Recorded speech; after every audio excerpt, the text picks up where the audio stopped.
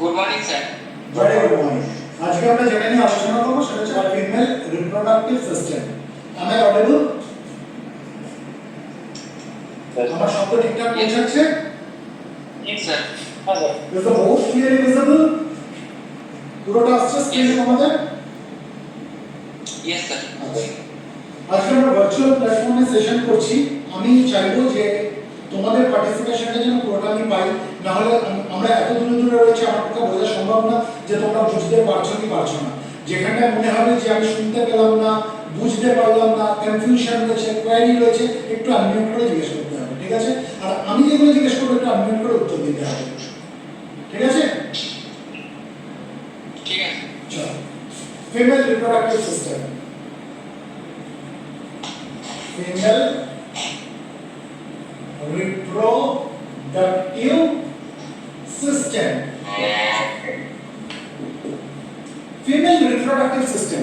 If female reproductive system বোঝার আগে আমাদের যেটা জানতে হবে যে what do we mean by reproductive system? Reproductive system কোন ধরনের অর্গান সিস্টেম? যে অর্গান সিস্টেম রিপ্রোডাকশনের সঙ্গে রিলেটেড তাকে আমরা কি বলবো? reproductive system. The organ system which is related to reproduction is called reproductive system. ঠিক আছে? এবার এই রিপ্রোডাক্টিভ সিস্টেম মেলেদেরও হয় আবার ফিমেলদেরও হয়। যখন আমরা মেলদের রিপ্রোডাক্টিভ সিস্টেম নিয়ে পড়াশোনা করবো সেটাকে আমরা কি বলবো? Mail reproductive system. আজকে আমরা ফিমেলদের রিপ্রোডাক্টিভ সিস্টেম নিয়ে পড়াশোনা করছি, তাই এটাকে কি বলছি? Female reproductive system. ঠিক আছে? হ্যাঁ স্যার। এবার রিপ্রোডাক্টিভ সিস্টেম কোথায় অবস্থান করে? Pelvic রিজিয়নে। Male reproductive system is located in the pelvic region. Female reproductive system is located in the pelvic region. তাহলে reproductive system কোথায় থাকে? pelvic region এ থাকে। pelvic region। ঠিক আছে? তাহলে এই যখন আমরা ফিমেল রিপ্রোডাক্টিভ সিস্টেম পড়বো, এখানে আমরা দুটো জিনিস পড়বো। কি কি পড়বো? একটা হচ্ছে internal aspect of the female reproductive system, অর্থাৎ ভেতর দিকে, শরীরের ভেতর দিকে কি কি রয়েছে সেগুলো নিয়ে পড়াশোনা করবো। আর একটা পড়বো external aspect of the female reproductive system. প্রথমে আমরা যেটা নিয়ে আলোচনা করবো সেটা হচ্ছে internal aspect of the female reproductive system. Clear? এটা বুঝছে না বলে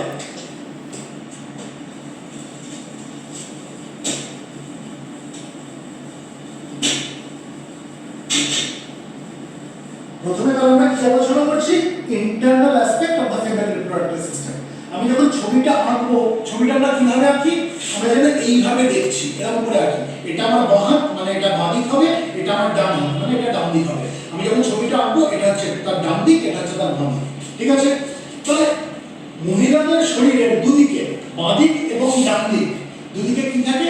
দুখানা ওভারি থাকে। There are a pair of ovaries on either side of the body. ঠিক আছে? তাহলে এটা কোন দিকের ওভারি আঁকলাম আমি? রাইট সাইডের। This is right ovary. বোঝাতে পারছি? এদিকে আমি কি আঁকছি? আরেকটা ওভারি আঁকছি। এটা কোন দিকের? বাঁ দিকের। So this is left ovary. তাহলে দুদিকে আমরা কি দেখতে পাচ্ছি? দুখানা ওভারিজ দেখতে পাচ্ছি। There are a pair of ovaries on either side of the body. বোঝাতে পারলাম? হ্যাঁ স্যার। এবার এই ওভারির উপর দিকে আমরা কি দেখব? একটা টিউবুলার স্ট্রাকচার দুদিকেই দেখতে পাবো। ডান দিকেও দেখতে পাবো, বাঁ দিকেও দেখতে পাবো। এই যে টিউবুলার স্ট্রাকচারটা দেখতে পাচ্ছি, এটাকে কি বলা হয়? এটাকে বলা হয় fallopian tube. This is left fallopian tube on the left side. This is right fallopian tube which is situated on the right side. বোঝাতে পারলাম? তাহলে আমরা কি দেখলাম? A pair of ovaries, a pair of fallopian tubes. এই fallopian tube এর আরেকটা নাম কি? oviduct. Fallopian tube is also known as oviduct. তাহলে এটা কোন দিকের fallopian tube? বাঁ দিকে। তাহলে এটাকে আমরা কি বলবো? left fallopian tube. এটা কোন দিকের fallopian tube? ডান দিকে। তাহলে এটাকে আমরা কি বলবো? right fallopian tube. আমি নামটা লিখে দিচ্ছি। fallopian tube. fallopian tube. ঠিক আছে? fallopian tube কে আমরা আরেকটা কি নামে জানি? oviduct. fallopian tube is also known as oviduct. বোঝা গেল? এখানে আমরা কি দেখতে পাবো? এখানে আমরা একটা ইনভার্টেড পিয়ার শেপ অর্গান দেখতে পাবো। ইনভার্টেড পিয়ার শেপ হলো অর্গান দেখতে পাবো। পিয়ার মানে কি? নাশপাতি। এটা উল্টো করা নাশপাতির মধ্যে একটা হলো লম্বা অর্গান দেখতে পাবো। যেটাকে কি বলা হয়? এটাকে বলা হয় ইউটেরাস। কি বলা হয়? ইউটেরাস। আর ইউটেরাসের নিচের দিকটা দেখো একটুখানি সরু হয়ে গেছে, ন্যারো হয়ে গেছে, এটাকে কি বলা হয়, নেক অফ দ্য ইউটেরাস। বা আমরা যদি আরো টেকনিক্যালি বলি এটাকে কি বলা হয়, এটা বলে সার্ভিক্স, এটাকে বলা হয় সার্ভিক্স। বোঝাতে পারলাম?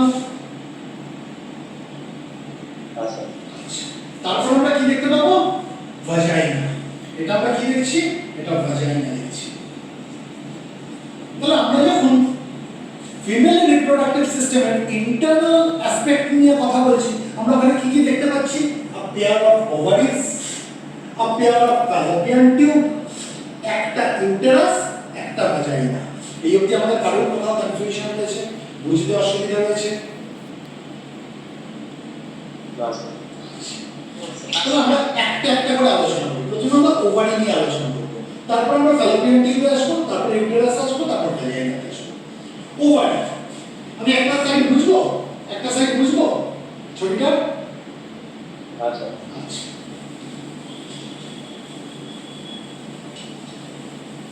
আমরা যদি ওভারিকে যদি মাঝখান দিয়ে কাটি, তাহলে মাঝখান দিয়ে আমরা ছিঁড়ে দিলাম, তাহলে আমরা কি দেখতে পাবো, ওভারির দুটো রিজিয়ন দেখতে পাবো। কি দুটো রিজিয়ন, একটা ভেতর দিকের রিজিয়ন, একটা বাইরের দিকের রিজিয়ন। এটা হচ্ছে ভেতর দিকের রিজিয়ন আর এটা হচ্ছে বাইরের দিকের রিজিয়ন। বুঝাতে পারলাম? বুঝাতে পারলাম? এই যে ভেতর দিকের রিজিয়ন যেটা, এটাকে বলা হয় মেডালা। এই ভেতর দিকের রিজিয়নটাকে বলা হয় মেডালা। তাহলে এটা কি, এটা হচ্ছে ওভারিয়ান মেডালা। কেন ওভারিয়ান মেডালা, যেহেতু ওভারির ভেতর দিকের region. So this is known as ovarian medulla. ঠিক আছে? আর এটা কি, এটা হচ্ছে ওভারির বাইরের দিকের রিজিয়ন। এই বাইরের দিকের রিজিয়নটাকে কি বলা হয়, কর্টেক্স। কার বাইরের দিকের রিজিয়ন, ওভারির বাইরের দিকের রিজিয়ন। সো এটাকে আমরা কি বলবো, ওভারিয়ান কর্টেক্স। Ovarian cortex. বুঝাতে পারলাম এই অবধি? তাহলে ওভারিকে যদি আমরা এরকম করে কেটে দিই, আমরা কি দেখতে পাবো, তার দুটো রিজিয়ন দেখতে পাবো। একটা ভেতর দিকের রিজিয়ন যেটাকে বলা হয় ওভারিয়ান মেডালা, একটা বাইরের দিকের রিজিয়ন যেটাকে বলা হয় ওভারিয়ান কর্টেক্স। আর এই যে ওভারিয়ান কর্টেক্স, এখানে কি থাকে, এখানে ওভারিয়ান ফলিকলস থাকে। এখানে কি থাকে, এখানে ওভারিয়ান ফলিকলস থাকে। Ovarian follicles. বুঝাতে পারলাম? এবার এই ওভারিকে ঘিরে কিছু বলছো বোধহয়, শুনতে পেলাম না ঠিক করে। কেউ কিছু বলছিলেন?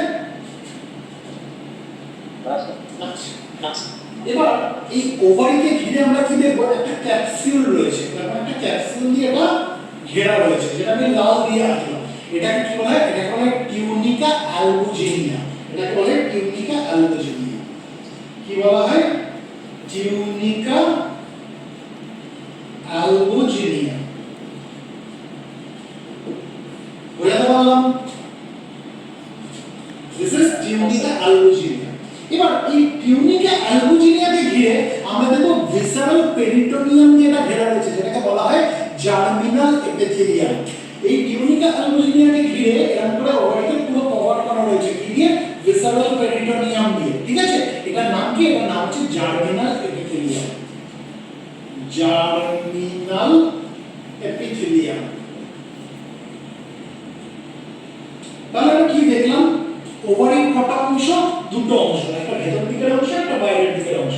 যেটা ভেতর দিকের অংশ সেটাকে কি বলা হয়, ওভারিয়ান মেডালা। আর যেটা বাইরের দিকের অংশ সেটাকে কি বলা হয়, ওভারিয়ান কর্টেক্স। ওভারিয়ান ফলিকল গুলো কোথায় থাকে, ওভারিয়ান কর্টেক্স, অর্থাৎ ওভারির বাইরের দিকের রিজিয়নের মধ্যে থাকে। এবার এই ওভারিকে ঘিরে কি থাকে, একটা ক্যাপসুল থাকে, একটা ক্যাপসুল, যেটাকে কি বলা হয় টিউনিকা অ্যালবুজিনিয়া। আর পুরো এই জিনিসটাকে ঘিরে কে রাখে, ঘিরে রাখে হচ্ছে জার্মিনাল এপিথেলিয়াম। এই germinal epithelium is nothing but visceral peritoneum. বুঝতে পারলাম? এই অবধি আমাদের কাছে পরিষ্কার?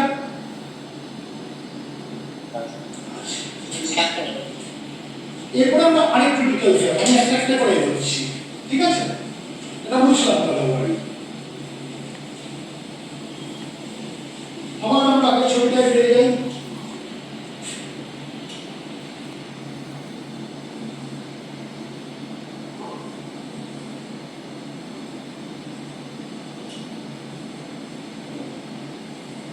এটা কি আঁকলাম, রাইট ওভারি, তাই তো? এটা কি এঁকেছি, রাইট ফ্যালোপিয়ান টিউব, ঠিক আছে। এবার এই যে ফ্যালোপিয়ান টিউবটা কেমন, প্রথম দিকে আমরা একটা ফানেলের মতো অংশ দেখছি, তাই না, একটা ফোদলের মতো, এরকম ফোদল জানি তো, ফানেল জানি তো।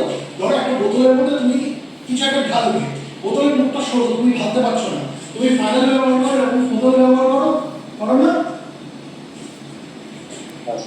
তো এটাকে উল্টো করে দাও, অনেকটা ওই টাইপের একটা ফানেল শেপ স্ট্রাকচার দেখতে পাচ্ছি, যার মধ্যে কিছু এরকম ফিঙ্গার লাইক প্রজেকশনস রয়েছে, আঙুলের মতো প্রজেকশনস রয়েছে, জিনিসটা এরকম টাইপের জিনিস আমরা দেখতে পাচ্ছি। তো এই যে জায়গাটা, এই যে অংশটা, এটাকে বলা হয় infundibulum. This is known as ইনফান্ডিবিউলাম।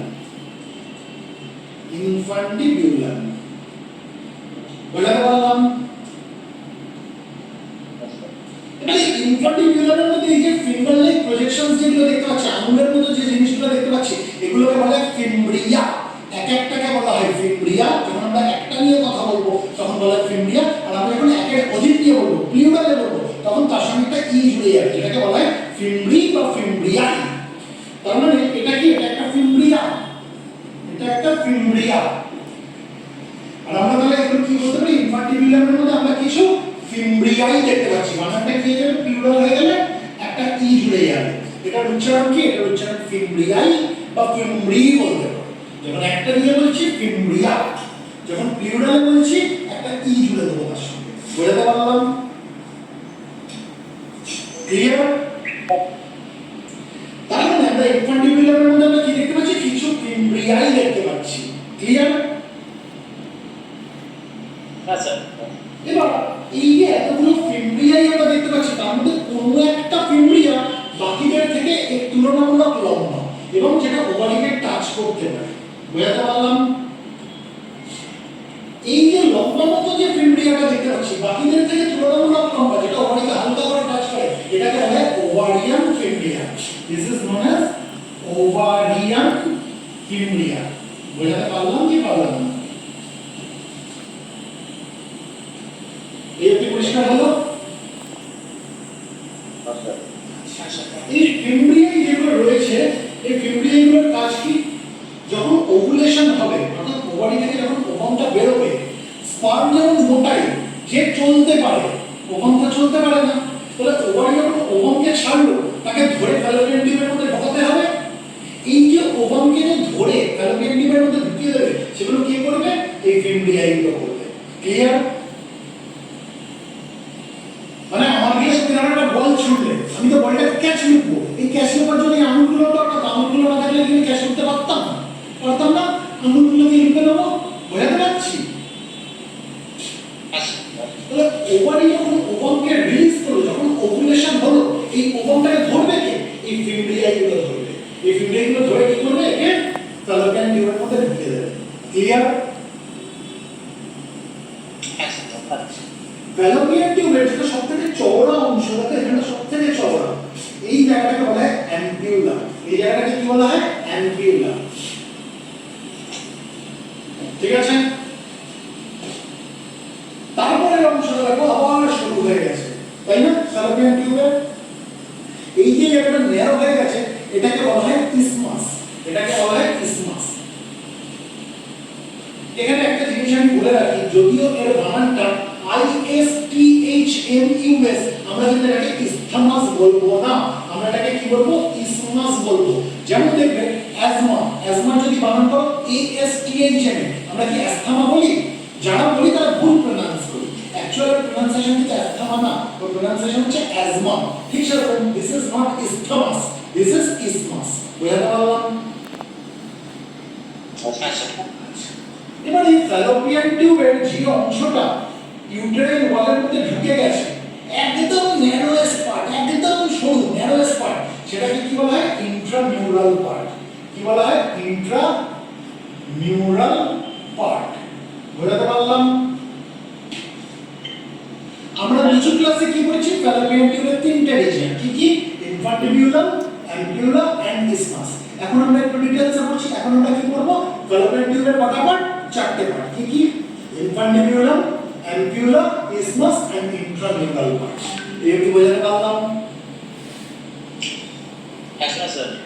আচ্ছা, এবার এইখানে দেখো একটা ওপেনিং আমরা দেখতে পাচ্ছি তো, যেটা ইউটেরাসের দিকে খুলেছে। আর এখানে আমরা একটা ওপেনিং দেখতে পাচ্ছি ফ্যালোপিয়ান টিউবের, যেটা ওভারির দিকে খুলেছে। এই টিউবের মধ্যে দুখানা ওপেনিং তো থাকবে, তাই না? ইউটেরাসের কাছে ওপেনিং, একটা ইউটেরাস থেকে দূরে ওপেনিং, ঠিক আছে? এই যে ওপেনিং গুলো, যেগুলো ফ্যালোপিয়ান টিউবের ওপেনিং, এগুলোকে বলা হয় টিউবাল ওপেনিং। এগুলোকে কি বলা হয়? Tubal opening.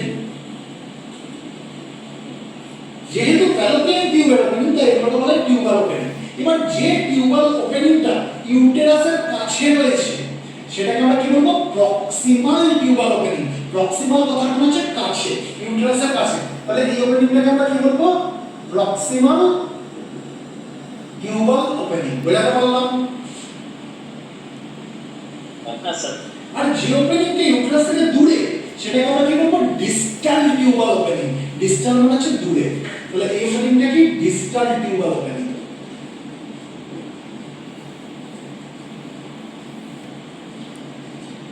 এই অবধি কি পরিষ্কার হলো আমাদের কাছে?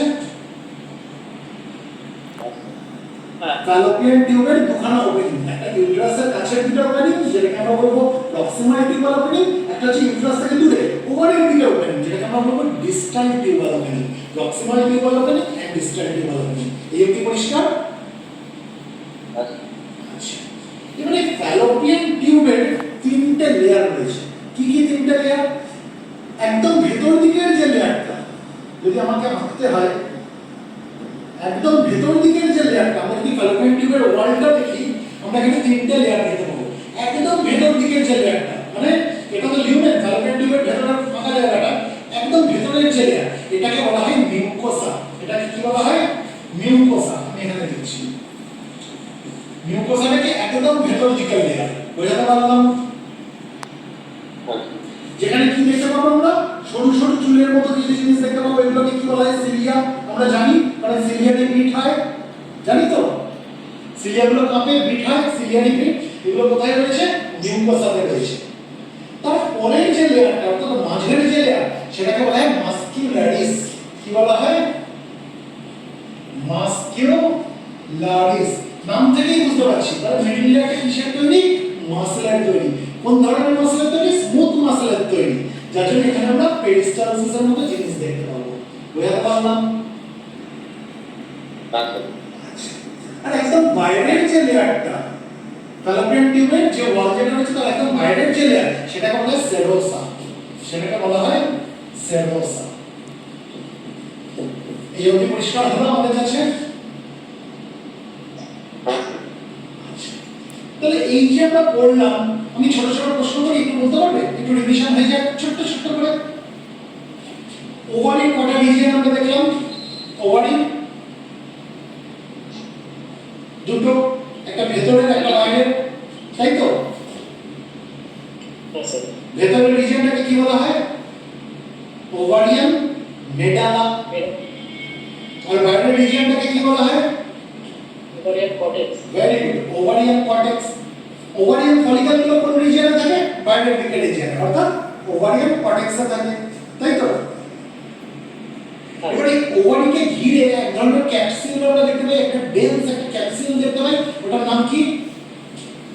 Tunica albuginea. Very good, tunica albuginea. ঠিক আছে, এবার এই টিউনিকা অ্যালবুজিনিয়াকে ঘিরে আমরা একটা ভিসারাল পেরিটনিয়ামের একটা লেয়ার দেখতে পাবো। সেটাকে কি বলা হয়? Germinal epithelium. ক্লিয়ার? আচ্ছা। আচ্ছা, এবার আমরা যদি ফ্যালোপিয়ান টিউবে আসি, ফ্যালোপিয়ান টিউবের কটা রিজিয়ন আমরা দেখলাম? চারটে। কি কি? ইনফান্টিবিউলাম, সবথেকে চওড়া জায়গাটা হচ্ছে অ্যাম্পিউলাম, তারপরে ন্যারো হয়ে গেছে জায়গাটা, যেটা বলা হয় ইসমাস, আর একদম ন্যারোয়েস্ট পার্ট যেটা ইউটেরাইন ওয়ালের মধ্যে ঢুকে গেছে সেটাকে বলা হয় ইন্ট্রামিউরাল পার্ট। ঠিক আছে? আচ্ছা, ফ্যালোপিয়ান টিউবের ওয়ালটা আমরা যদি দেখি, আমরা কখনো লেয়ার দেখতে পাচ্ছি? তিনটে। একদম ভেতরের লেয়ারটাকে কি বলা হয়? যেখানে সিলিয়াগুলো থাকে সেটাকে কি বলা হয়? মিউকোসা, তাই তো? মাঝের যে লেয়ার, যেটা মাসল দিয়ে তৈরি, স্মুথ মাসল দিয়ে তৈরি, যেখানে পেরিস্টালসিস দেখতে পাই, সেই লেয়ারটাকে কি বলা হয়? মাস্কিউলারিস।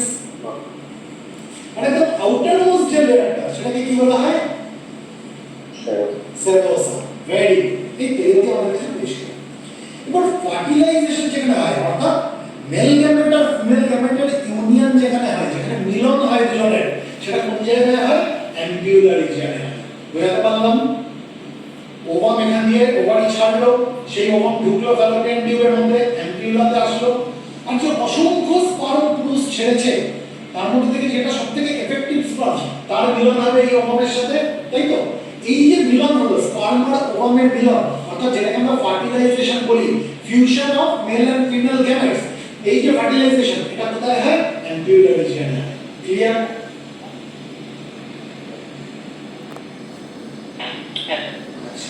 এবার ফার্টিলাইজেশন হওয়ার পর প্রথমে যে জিনিসটা তৈরি হয় সেটাকে বলা হয় জাইগোট আমরা পরে আলোচনা করব প্রথমে যেটা তৈরি হয় সেটাকে বলা হয় জাইগোট এই অবধি আমাদের কাছে কোথাও কোনো অসুবিধা আছে এটা উত্তর লাগবে বাবা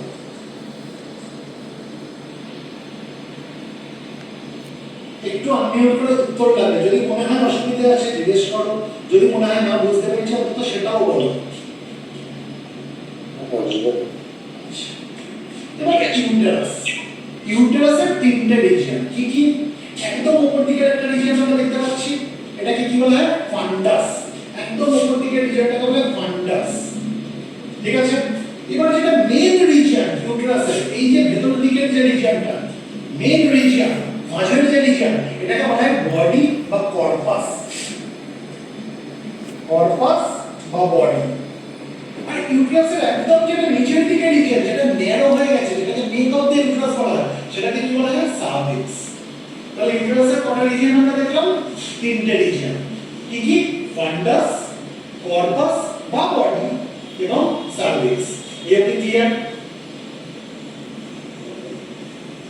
হ্যাঁ স্যার এবার এই যে ইউটেরাসের ভেতরের যে ক্যাভিটি এটাকে কি বলে ইউটেরাইন ক্যাভিটি ঠিক আছে এই ভেতরটা তো আমরা হলো অর্গান এটা তো হলো অর্গান এর ভেতরটা তো ফাঁকা এই যে ফাঁকা জায়গাটা এটাকে কি বলা হয় ইউটেরাইন ক্যাভিটি ঠিক আছে এবার তার মানে এই যে ইউটেরাসের যে দেওয়াল এই দেওয়াল দিয়ে ক্যাভিটিটা কভার করা রয়েছে তাই তো এবার এই ইউটেরাসের যে দেওয়াল এখানেও আমরা তিনটে লেয়ার দেখতে পাবো ইউটেরাইন ওয়াল কটা লেয়ার দিয়ে তৈরি তিনটে লেয়ার দিয়ে তৈরি এবার আমরা সেটা নিয়ে আলোচনা করব আমি কি একদিকের ছবিটা বুঝবো আচ্ছা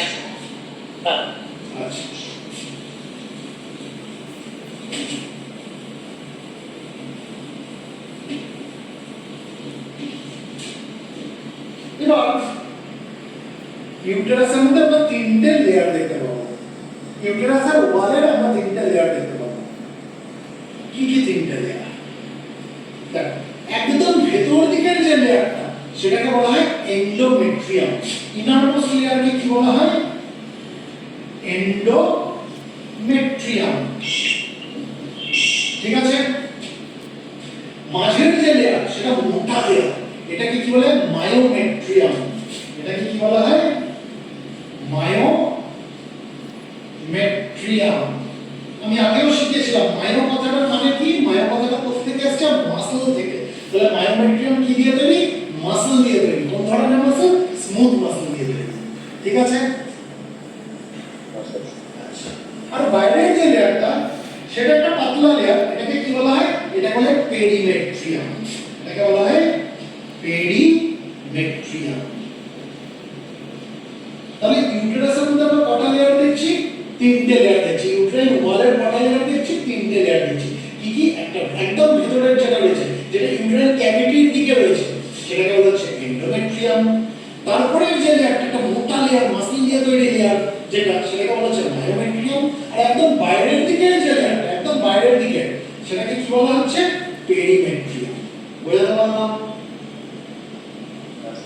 হ্যাঁ স্যার এবার প্রেগন্যান্সির সঙ্গে রিলেটেড এবং মেনস্ট্রুয়াল সাইকেলের সঙ্গে রিলেটেড যে লেয়ারটা খুব ইম্পর্টেন্ট একটা লেয়ার সেটা হচ্ছে এন্ডোমেট্রিয়াম ঠিক আছে endometrium is related to menstrual cycle endometrium is related to pregnancy ঠিক আছে কারণ এই এন্ডোমেট্রিয়ামে আমরা দেখব ইমপ্ল্যান্টেশন হবে অর্থাৎ এখানে এসে যে জিনিসটা তৈরি হবে ফার্টিলাইজেশনের পরে আমরা পরে ডিটেইলস আলোচনা করব সেটা তো আটকাতে হবে ইউটেরাইন ওয়ালের সঙ্গে কোথায় এসে আটকাবে এন্ডোমেট্রিয়ামে এসে আটকাবে ক্লিয়ার এবার এই এন্ডোমেট্রিয়ামের দুখানা সাব লেয়ার আমরা দেখতে পাবো কি কি একটাকে বলা হয় functional layer functional functional layer, আর একটাকে বলা হয় বেসাল লেয়ার। Basal layer. এবার এন্ডোমেট্রিয়ামের ফাংশনাল লেয়ার কোনটা, বেসাল লেয়ার কোনটা? এটা যদি এন্ডোমেট্রিয়াম হয়, আমি একটু একটা এন্ডোমেট্রিয়াম আছে, হ্যাঁ, ধরো এটা এন্ডোমেট্রিয়াম, এটা এন্ডোমেট্রিয়াম, ঠিক আছে। এরপরে রয়েছে মায়োমেট্রিয়াম, ঠিক আছে, তারপরে রয়েছে পেরিমেট্রিয়াম। এটা হচ্ছে এন্ডোমেট্রিয়াম। এই এন্ডোমেট্রিয়ামে না আমরা দুখানা এরকম সাব লেয়ার দেখতে পাবো। তাহলে তো ছবিটা বোঝা যাচ্ছে? আচ্ছা, এদিকে কি রয়েছে, ইউটেরাইন ক্যাভিটি, ঠিক আছে, এদিকে ইউটেরাইন ক্যাভিটি। ইউটেরাইন ক্যাভিটির দিকে এন্ডোমেট্রিয়ামের যে সাব লেয়ার, এটাকে বলা হয় ফাংশনাল লেয়ার। এটাকে বলা হয় ফাংশনাল লেয়ার। বুঝাতে পারলাম? আর মায়োমেট্রিয়ামের সঙ্গে থেকে এন্ডোমেট্রিয়ামের যে লেয়ারটা রয়েছে, এটাকে বলা হয় basal layer. Basal layer of the endometrium. এই অবধি বোঝাতে পারলাম?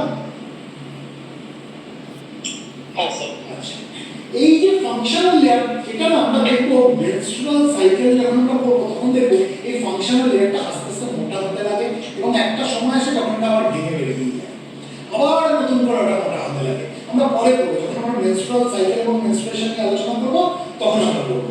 আপাতত আমরা কি জানলাম, যে এটা যদি এন্ডোমেট্রিয়াম হয়, এন্ডোমেট্রিয়ামের দুখানা আমরা সাব লেয়ার দেখতে পাচ্ছি, ঠিকই।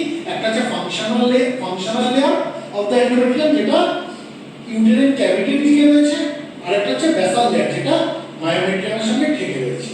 এই কি পরিষ্কার? আচ্ছা, চলো, আচ্ছা, একটা জিনিস জেনে রেখে দাও, আমরা ফ্যালোপিয়ান টিউবের মধ্যে যত রিজিয়ন আমরা দেখতে পাই, সব থেকে ব্লাড ভেসেলস বেশি আছে কিন্তু এইগুলোর মধ্যে, এই ফিমব্রিয়াইগুলোর মধ্যে। কেন জানো? কারণ যখন ওভুলেশন হয় তখন এখানে প্রচুর ব্লাড ধেয়ে আসে, আর এখানে এত ব্লাড ভেসেল আছে, এত ব্লাড ধেয়ে আসে, যার জন্য এগুলো কি হয়, সোয়েল আপ হয়ে যায়, ফুলে যায়। ফুলে গেলে কি হবে, ওভামটাকে ধরতে সুবিধা হবে, ঠিক আছে।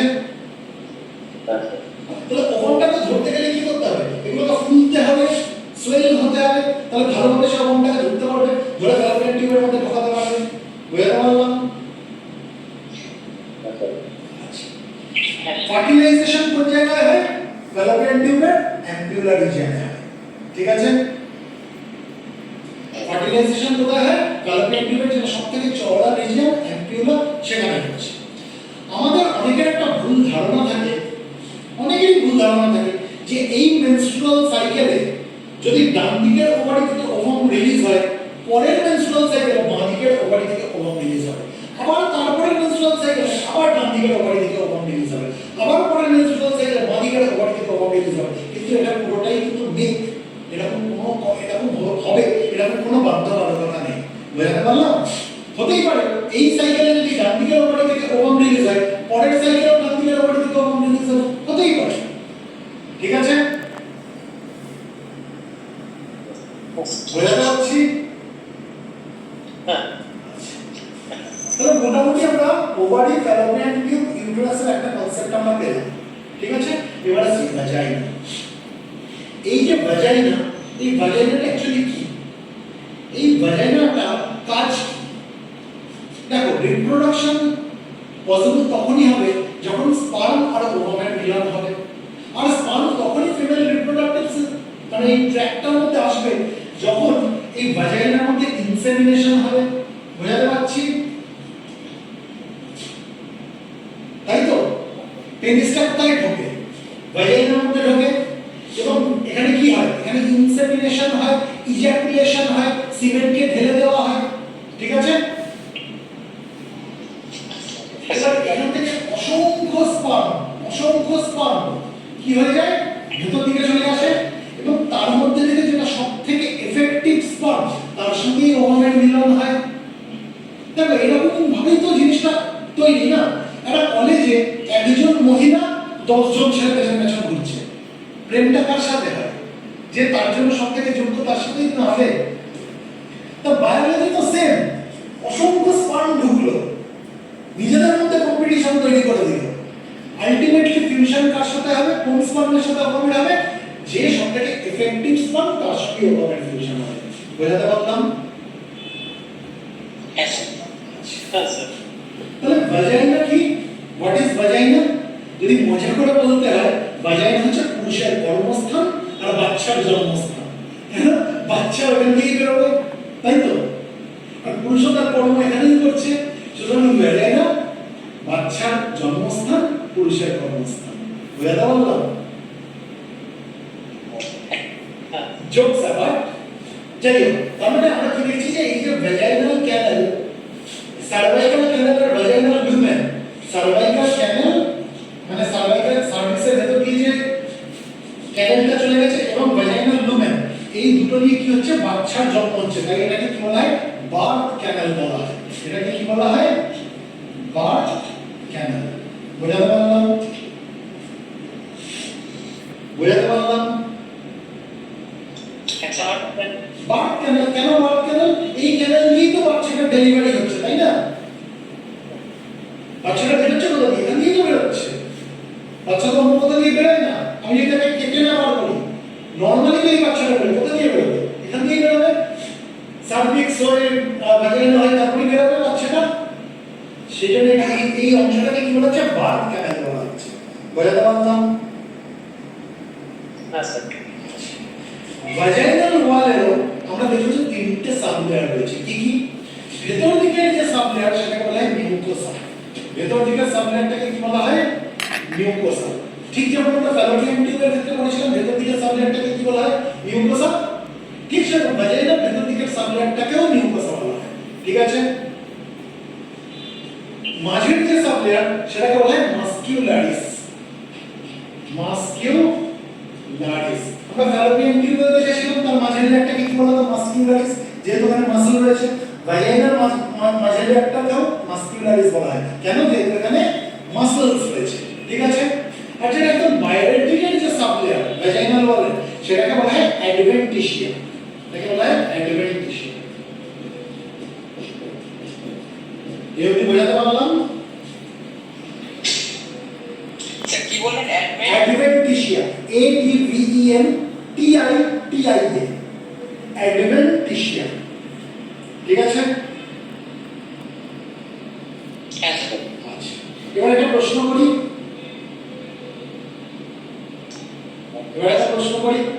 এই যে ইউটেরাসের ক্ষেত্রে আমরা দেখলাম যে ইউটেরাসের মাঝের যে লেয়ারটা, যেটাকে আমরা মায়োমেট্রিয়াম বলছি, এখানে কি রয়েছে? মাসল রয়েছে। কোন ধরনের মাসল? Smooth muscle. কেন এখানে স্মুথ মাসল আছে কেন বলতে পারবে?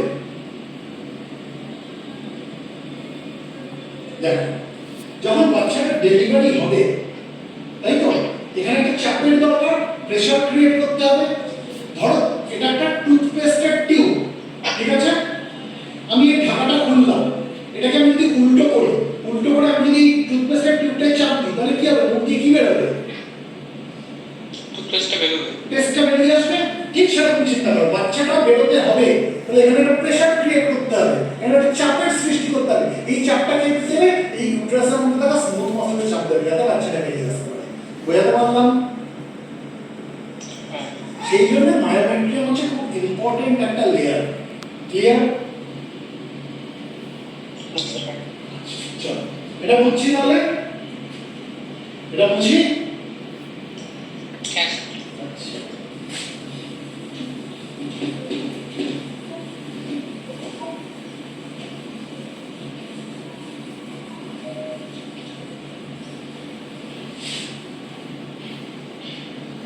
যখন স্পার্মের সাথে যখন ওভামের মিলন হয়, যখন স্পার্মের সাথে ওভামের মিলন হয়, অর্থাৎ মেল গ্যামেট এবং ফিমেল গ্যামেটের যখন ফিউশন হয়, তখন প্রথম যে জিনিসটা তৈরি হয় সেটা বলা হয় জাইগোট। এই জাইগোট হচ্ছে সিঙ্গেল সেল, একখানে কোষ। ঠিক আছে? প্রথমে কি তৈরি হলো? প্রথমে স্পার্ম আর ওভামের মিলনকে কি বলা হয়? ফার্টিলাইজেশন বলা হয়। কি বলা হয়? ফার্টিলাইজেশন। ফার্টিলাইজেশন। ঠিক আছে? তাহলে ফার্টিলাইজেশন যখন হলো, প্রথম যে জিনিসটা তৈরি হলো সেটাকে কি বলা হয়? জাইগোট। ঠিক আছে? এই জাইগোটটা কি? সিঙ্গেল সেল, একটাই মাত্র কোষ তৈরি হলো, সেটার নাম হচ্ছে জাইগোট। এবার আমাদের দেহ কি মাল্টিসেলুলার? আমরা মাল্টিসেলুলার অর্গানিজম, তাহলে একখানা কোষ থাকলে হবে না, এবার এখানে কোষ বিভাজন হবে, সেল ডিভিশন হবে, তাই তো? তাহলে জাইগোটের যেটা পরের ধাপ সেটাকে বলা হয় মডুলা, সেটাকে বলা হয় মডুলা। কি বলা হয়? কি বলা হয়? মডুলা। ঠিক আছে? এই মডুলাটা কেমন হয়? একটা কম্প্যাক্ট বলের মতো অনেকগুলো কোষ এর উপরে ঝুলে ঝুলে একটা সলিড মাস তৈরি করেছে, একটা কম্প্যাক্ট বল তৈরি করেছে। ঠিক আছে? সেটাকে বলা হয় মডুলা। কতগুলো কোষ থাকে? 16 থেকে 32টা কোষ থাকে। মডুলার মধ্যে আমরা কটা কোষ দেখবো? 16 থেকে 32টা কোষ দেখবো। আর মডুলার এই যে কোষগুলো এগুলোকে বলা হয় ব্লাস্টোমিয়ার। এই কোষগুলোকে কি বলা হয়? ব্লাস্টোমিয়ার। তাহলে 16 থেকে 32টা কি রয়েছে? ব্লাস্টোমিয়ার্স রয়েছে। ব্লাস্টোমিয়ার্স। বুঝতে পারলাম? তাহলে মডুলাটা কেমন? একটা কম্প্যাক্ট বল, একটা সলিড মাস তৈরি হলো, যার মধ্যে আমরা কি দেখবো? এরকম 16 থেকে 32টা কি রয়েছে? ব্লাস্টোমিয়ার নামক কোষ রয়েছে। দেখো তো ছবিটা দেখে বুঝতে পারছি?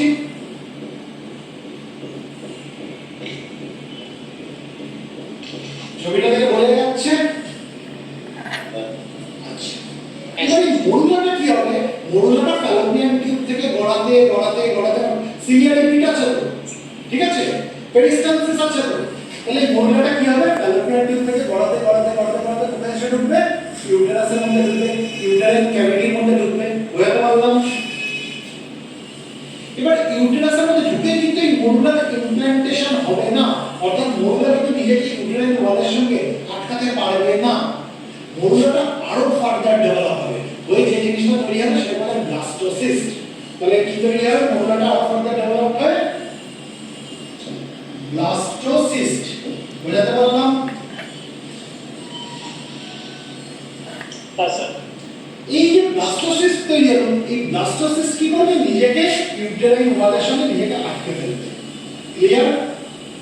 এই যে ব্লাস্টোসিস্ট যে ইউটেরাইন ওয়ালের সঙ্গে নিজেকে আটকে ফেললো, ইউটেরাইন ওয়াল মানে কোনটা? এন্ডোমেট্রিয়াম, যেটা একটা ভেতরকার সাবলেয়ার, তার সঙ্গে এই যে ব্লাস্টোসিস্ট আটকে ফেললো, এই পদ্ধতিটাকে বলা হয় ইমপ্ল্যান্টেশন। এই পদ্ধতিটাকে বলা হয় ইমপ্ল্যান্টেশন। ইমপ্ল্যান্টেশন অর্থাৎ রোপণ হয়ে গেল, রোপণ হয়ে গেল। ঠিক আছে?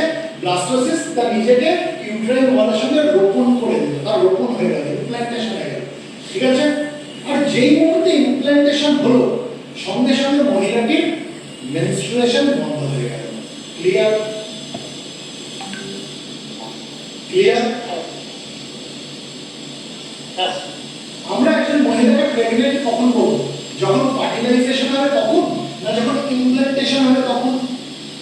যখন ইমপ্ল্যান্টেশন হবে, যখন ব্লাস্টোসিস সে নিজেকে ইউটেরাইন ওয়ালের সঙ্গে আটকে নেবে, যখন মহিলাটির মেনস্ট্রুয়েশন বন্ধ হয়ে যাবে, তখনই একমাত্র আমরা বলবো যে মহিলাটি প্রেগন্যান্ট হয়েছে। যখন এই ফ্যালোপিয়ান টিউবের মধ্যে স্পার্ম আর ওভামের মিলন হলো, অর্থাৎ ফার্টিলাইজেশন হলো, তখন কিন্তু তিনি প্রেগন্যান্ট না। যখন মহিলাটা গড়াতে গড়াতে গড়াতে গড়াতে ইউটেরাইন ক্যাভিটির মধ্যে চলে আসলো, তখনও তিনি প্রেগন্যান্ট না। কিন্তু যখন সেটা ব্লাস্টোসিস তৈরি হয়, তাকে ইমপ্ল্যান্ট করে নিল, নিজেকে ইমপ্ল্যান্ট করে নিল ইউটেরাইন ওয়ালের সঙ্গে, তখনই কিন্তু সেই মহিলা প্রেগন্যান্ট। ক্লিয়ার? এবার ব্লাস্টোসিস আরো ডেভেলপ করবে, করে কি তৈরি হবে? দুটো জিনিস তৈরি হবে। কি কি? একটা হবে এমব্রায়ো, আরেকটা কি তৈরি হবে? আরেকটা হচ্ছে প্লাসেন্টা। এই প্লাসেন্টাটা কি করে? এমব্রায়োকে কভার করে রাখে। ঠিক আছে? এবং এই প্লাসেন্টাটা সে নিজেকে ইউটেরাসের সঙ্গে আটকে রাখে। বুঝতে পারলাম? যখন এমব্রায়ো তৈরি হয়ে গেল, তখন তার মধ্যে কি তৈরি হবে? আস্তে আস্তে নিউরাল টিউব তৈরি হবে। নিউরাল টিউব আমরা জানি কি? এই যে আমাদের ব্রেন আর স্পাইনাল কর্ড রয়েছে, যেটাকে সেন্ট্রাল নার্ভাস সিস্টেম বলি, প্রথমে তো একবারে সেন্ট্রাল নার্ভাস সিস্টেম তৈরি হয় না। প্রথমে যেটা তৈরি হয় সেটা হচ্ছে নিউরাল টিউব তৈরি হয়, তারপরে সেটা ডেভেলপ করে ব্রেন আর স্পাইনাল কর্ড তৈরি করে। বুঝতে পারলাম?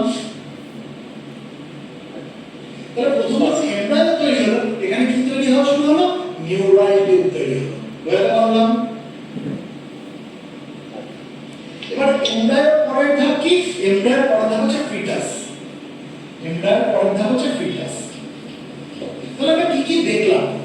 যখন প্রথম স্পার্ম আর ওভামের মিলন হলো, union of sperm and ovum যখন হলো, fusion of male and female gamete যখন হলো, সেই পদ্ধতিটাকে আমরা কি বলি? ফার্টিলাইজেশন। ঠিক আছে, কেউ এটাকে এস লেখে, কেউ এটাকে জেড লেখে, ফার্টিলাইজেশন। ঠিক আছে, ফার্টিলাইজেশন হওয়ার পর প্রথমে একটা সিঙ্গেল সেল তৈরি হলো, সেটাকে কি বলা হয়? জাইগোট। এটা ফ্যালোপিয়ান টিউবের মধ্যেই হচ্ছে, কিন্তু এই জাইগোটের মধ্যে কি তৈরি হবে? মরুলা তৈরি হবে।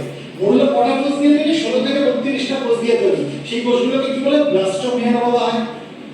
তার মানে there are 16 to 32 ব্লাস্টোমিয়ার্স, যেটা নাকি মরুলা তৈরি করেছে, একটা কম্প্যাক্ট একটা মাস তৈরি করেছে, একটা কম্প্যাক্ট বল তৈরি করেছে 16 থেকে 32টা ব্লাস্টোমিয়ার দিয়ে। এবার এই মরুলাটা গড়াতে গড়াতে গড়াতে গড়াতে কোথায় ঢুকবে? ইউট্রাইন ক্যাভিটির মধ্যে ঢুকবে। সেটা আরো ডেভেলপ হবে, হয়ে কি তৈরি হবে? ব্লাস্টোসিস্ট তৈরি হবে। যেই মুহূর্তে সেটা ব্লাস্টোসিস্ট তৈরি হলো, তার ইমপ্ল্যান্টেশন হয়ে গেল ইউট্রাইন ওয়ালের সঙ্গে। বোঝাতে পারছি? এবার ব্লাস্টোসিস্ট আরো ডেভেলপ হবে, হয়ে কি তৈরি হবে? এমব্রায়ো তৈরি হবে। সেটা আরো ডেভেলপ হবে, হয়ে কি তৈরি হবে? ফিটাস তৈরি হবে। ক্লিয়ার এই অবধি? আচ্ছা, তার মানে এই যে ফিটাল ডেভেলপমেন্ট হচ্ছে, তার মধ্যে আমরা তিনটে স্টেজ দেখতে পাচ্ছি। কি কি তিনটে স্টেজ? আমি এটা বুঝি। হ্যাঁ স্যার।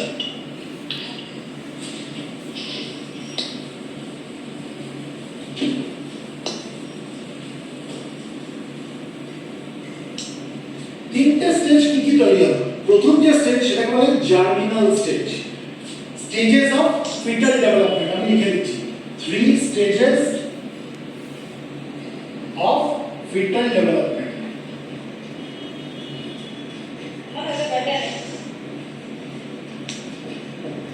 প্রথমটাকে কি বললাম? প্রথম স্টেজটাকে কি বললাম? Germinal stage. প্রথম স্টেজ হচ্ছে জার্মিনাল স্টেজ।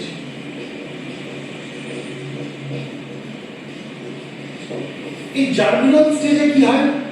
জাইগোট, জাইগোট থেকে কি তৈরি হলো? মরুলা, মরুলা থেকে কি তৈরি হলো? ব্লাস্টোসিস্ট, এবং ব্লাস্টোসিস্টের ইমপ্ল্যান্টেশন হয়ে গেল। এটা হচ্ছে জার্মিনাল স্টেজ। ঠিক আছে, তাহলে প্রথমে হচ্ছে জাইগোট, তারপরে কি? মরুলা, তারপরে কি? ব্লাস্টোসিস্ট, এবং এই ব্লাস্টোসিস্টে কি হয়ে গেল? ইমপ্ল্যান্টেশন হয়ে গেল। বোঝাতে পারলাম? Germinal stage. এর পরের স্টেজটা হচ্ছে এমব্রায়োনিক স্টেজ। এর পরের স্টেজটা হচ্ছে এমব্রায়োনিক স্টেজ। Embryonic stage. এবার এমব্রায়োনিক স্টেজে কি হয়? দেখো, এমব্রায়োনিক স্টেজের নাম থেকে বুঝতে পারছি কি তৈরি হয়? এমব্রায়ো তৈরি হয়। এমব্রায়ো, আমরা দেখলাম না এমব্রায়ো তৈরি হয়েছে, লিখেছিলাম এমব্রায়ো তৈরি হয়। মানে তোমার ধরো এই মোটামুটি 3rd উইক থেকে end of 8th week of pregnancy, মানে মোটামুটি 3rd উইক অফ প্রেগন্যান্সি থেকে end of 8th week of pregnancy, এই সময়টা কি স্টেজ? এটা হচ্ছে এমব্রায়োনিক স্টেজ। এখানে কি তৈরি হয়? এমব্রায়ো তৈরি হয়। এখানে কি তৈরি হয়? এমব্রায়ো। ঠিক আছে, এবারে এমব্রায়ো যখন তৈরি হচ্ছে, তার মানে কি? নিউরাল টিউব তৈরি হলো। নিউরাল, একটু আগে আমরা আলোচনা করেছি এমব্রায়োর মধ্যে কি হয়? Neural tube is form. শুধু যে নিউরাল টিউব তৈরি হলো তা না, এবার আস্তে আস্তে অর্গান সিস্টেমগুলো তৈরি হচ্ছে, অর্গান সিস্টেমগুলো তৈরি হতে লাগছে। ঠিক আছে, তাহলে এখানে আমরা কি দেখছি? নিউরাল টিউব তৈরি হচ্ছে, আর কি তৈরি হচ্ছে? অর্গান সিস্টেম, অর্গান সিস্টেমগুলো তৈরি হতে লাগছে। ঠিক আছে, এর পরের স্টেজ আমরা কি দেখলাম? Fetal stage. মানে নাম থেকে বুঝতে পারছি ফিটাল স্টেজ মানে এখানে কি তৈরি হচ্ছে? ফিটাস তৈরি হচ্ছে।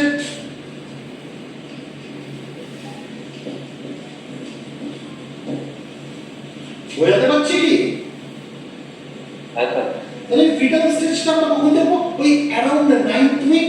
আর কত অবধি হবে? আনটিল বার্থ অবধি, যতক্ষণ না বাচ্চাটা ভূমিষ্ঠ হচ্ছে পৃথিবীতে, ততক্ষণ অবধি পুরোটাই হচ্ছে ফিটাল স্টেজ। তাহলে শুরু হচ্ছে কখন থেকে? অ্যারাউন্ড 9th উইক, মানে এন্ড অফ 8th উইক অবধি তো এমব্রায়োনিক স্টেজ যাচ্ছে। এবার 9th উইক থেকে কি শুরু হচ্ছে? মোটামুটি 9th উইকের কাছ থেকে এই ফিটাল স্টেজ শুরু হচ্ছে, অ্যারাউন্ড 9th উইক। এবার এখান থেকে কবে? যতক্ষণ না বাচ্চাটা জন্ম নিচ্ছে, আনটিল বার্থ। তার মানে যা যা তৈরি হওয়ার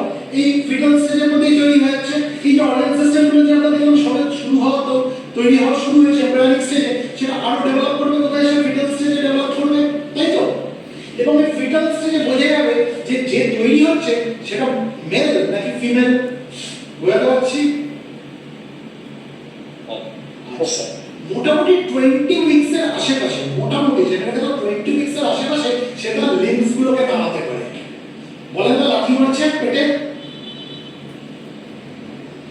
অনেক সময় বলেন তো মায়েরা যে দেখেছিস পেটের মধ্যে লাঠি মারছে, তার মানে কি সেটা লিম্বটাকে নাড়াচ্ছে। এটা মোটামুটি কোন সময়, অ্যারাউন্ড 20 উইকস, অ্যারাউন্ড 20 উইকস।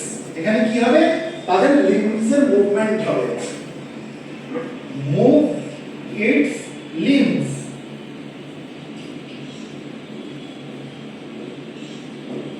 বোঝাতে পারলাম? আচ্ছা, আমরা যদি ফুল টার্ম প্রেগন্যান্সি দেখি, ফুল টার্ম, তাহলে এটা কত দিনের হয়, 40 উইকস এর হয়, 40 উইকস। ঠিক আছে, আমি এটা বুঝবো? আচ্ছা স্যার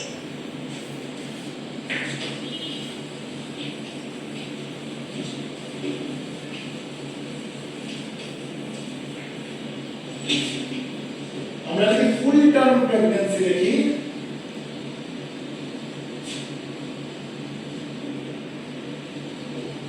এটা কত দিনের হয়, 40 উইকস। 40 উইকস মানে কত, আমরা যদি খুব স্পেসিফিক্যালি বলি তাহলে কত দিন হচ্ছে, 280 ডেজ, 280 ডেজ, 280 ডেজ। এই 280 ডেজ মানে কত, 9 মাস 10 দিন, কত, 9 months 10 days। ঠিক আছে, মায়েরা বলে না তোকে আমি 9 মাস 10 দিন পেটে ধরেছি, তারপরেও তুই কেন বাজে ছেলে হলি, তুই আমার মতো হলি না। তার মানে ফুল টার্ম প্রেগন্যান্সি কত দিন, 9 months 10 days বা 20 days। বোঝাতে পারলাম? এই যে সময়টা, প্রেগন্যান্সির এই যে সময়টা, এটাকে তিনটে ভাগে ভাগ করা হয়, এক একটা ভাগকে বলা হয় ট্রাইমেস্টার। তাহলে প্রেগন্যান্সিকে আমরা কটা ট্রাইমেস্টারে ভাগ করতে পারি, তিনটে ট্রাইমেস্টারে ভাগ করতে পারি, মানে মোটামুটি 3 মাস, এক্স্যাক্টলি না হলেও মোটামুটি 3 মাস ধরে আমরা প্রেগন্যান্সিকে তিনটে ট্রাইমেস্টারে ভাগ করি, first trimester, second trimester and third trimester. বোঝাতে পারলাম? ফার্স্ট ট্রাইমেস্টার, এই ফার্স্ট ট্রাইমেস্টার মানে কি, এটা হচ্ছে প্রথম 12 সপ্তাহ। প্রথম 12 সপ্তাহ মানে ক সপ্তাহ, 1 মাস হয়, 4 সপ্তাহ 1 মাস হয়, তাহলে 12 সপ্তাহ মানে ক মাস, 4 4 4 কত হচ্ছে, 3 মাস, 3 মাস, মানে ফার্স্ট 3 মান্থস।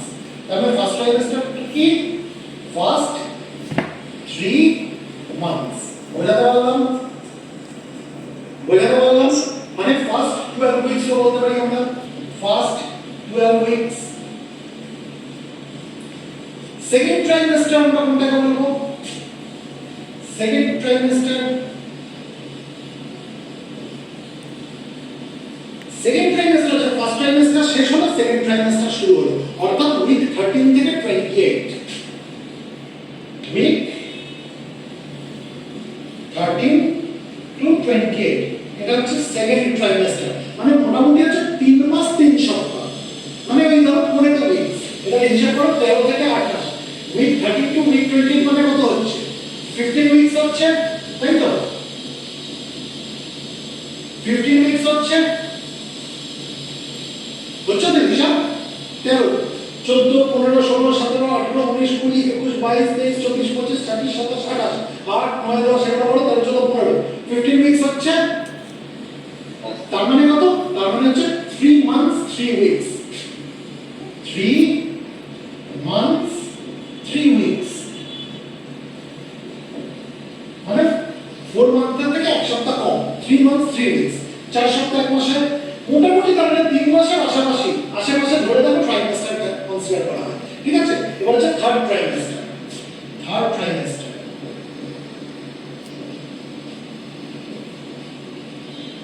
থার্ড ট্রাইমেস্টার কোন সময়, ওই মোটামুটি উইক 29 থেকে 40 অবধি, কারণ ফুল টার্ম প্রেগন্যান্সি কত, 40 সপ্তাহ 40 উইকস, তার মানে এর পর থেকে হচ্ছে থার্ড ট্রাইমেস্টার, যতদিন না বাচ্চাটা ডেলিভারি হয়ে যাচ্ছে, বোঝাতে পারলাম? তাহলে উইক 29 টু 40, উইক 29 টু 40 এটা হচ্ছে থার্ড ট্রাইমেস্টার, মানে মোটামুটি 2 মাস 2 সপ্তাহ, মানে 2.5 মাস মতো, ঠিক আছে? 2 months 2 weeks, 4 সপ্তাহে 1 মাস, সেখানে 2 সপ্তাহ মানে হাফ মাস, মানে 2 মাস আর হাফ মাস, মানে 2.5 মাস মতো, ঠিক আছে? ওই 11 উইকস মতো, 11 উইকস দাঁড়াচ্ছে। তার মানে উইক 40 তে গিয়ে আমরা কি দেখবো, কি হবে? বাচ্চাটার ডেলিভারি হয়ে যাবে, মানে ফুল টার্ম প্রেগন্যান্সি হচ্ছে 40 উইকস বাট 20 ডেজ, মানে 9 মাস 10 দিন। এটাকে আমরা তিনটে ট্রাইমেস্টারে ভাগ করেছি, first trimester, second trimester, third trimester. First ট্রাইমেস্টারে আমরা কোনটা বলছি? প্রথম 3 মাস বলছি। সেকেন্ড ট্রাইমেস্টার কোনটা বলছি? তারপরে 3 মাস 3 সপ্তাহ বলছি। আর থার্ড ট্রাইমেস্টার কোনটা বলছি? তারপর থেকে ডেলিভারির সময় বলছি। ক্লিয়ার? এবারে যত অস্বস্তি, যত ডিসকমফোর্ট ডিউরিং আর্লি প্রেগন্যান্সি, যেমন nausea and vomiting during pregnancy, যেটাকে আমরা এনভিপি বলি, NVP, nausea and vomiting during pregnancy, মানে প্রেগন্যান্সির সময় একটা বমি বমি ভাব বা বমি হয় অনেক সময়, সেটা কোন সময় হয়? ফার্স্ট ট্রাইমেস্টারে হয়। এটাকে অনেকে মর্নিং সিকনেস বলে, অনেকে মর্নিং সিকনেস বলে, মর্নিং সিকনেস। মানে একটা জিনিস যেটা এই নামটা একটু কনফিউজিং, মর্নিং সিকনেস, তার মানে কি মর্নিং হচ্ছে এখন মর্নিং এই তার অস্বস্তিটা হচ্ছে, তা কিন্তু না, যে কোনো সময় হতে পারে। সুতরাং মর্নিং সিকনেসের থেকে তোমরা যদি এনভিপি বলো, সেটা অনেক বেশি সাইন্টিফিক।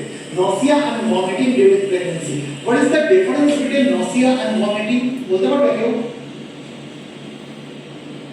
nausea কাকে বলে আর vomiting কাকে বলে?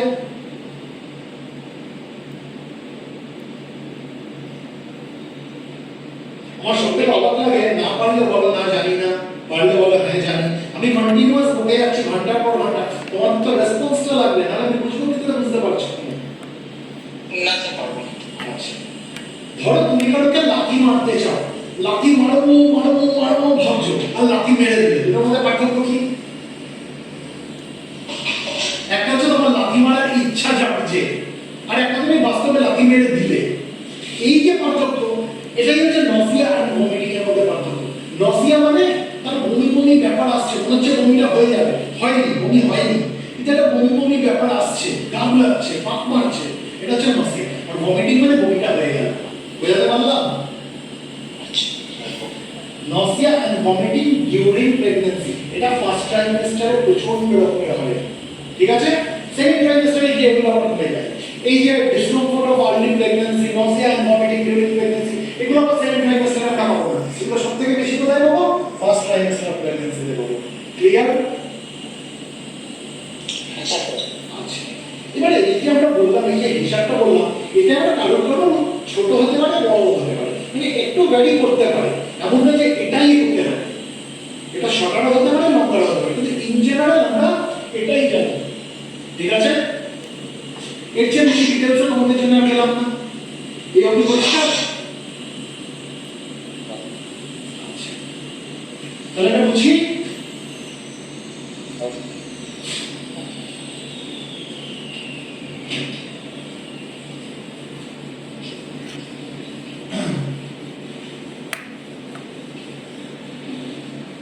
তাহলে বার্থ ক্যানাল আমরা কোনটাকে বললাম?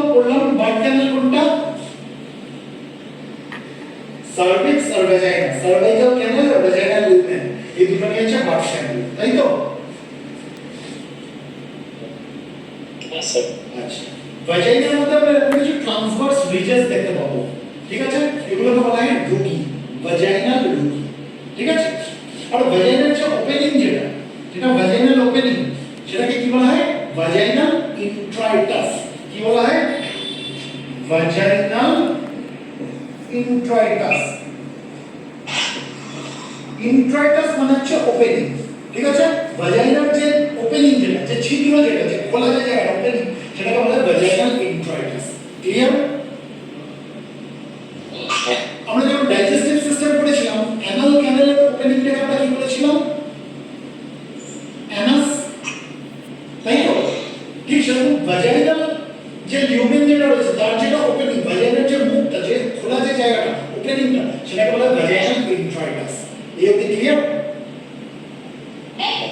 আচ্ছা চলো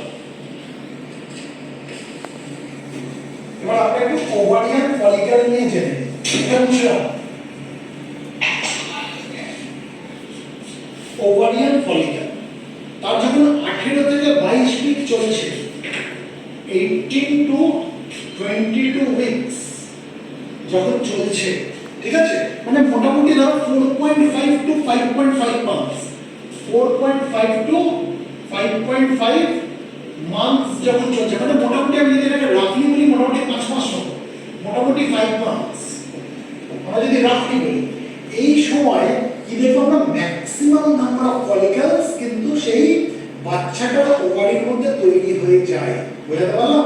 এখনো বাচ্চাটা কিন্তু জন্ম নেয়নি, প্রেগন্যান্সির কোন সময় চলছে 18 টু 22 উইকস এর মধ্যে। আমরা কি দেখবো মাতৃগর্ভে যে ফিমেল বাচ্চাটা বড় হচ্ছে তার কিন্তু অলরেডি ওভারির মধ্যে ফলিকলস তৈরি হয়ে যায় এবং সেই সময় ফলিকলের সংখ্যাটা সবথেকে বেশি থাকে। ঠিক আছে?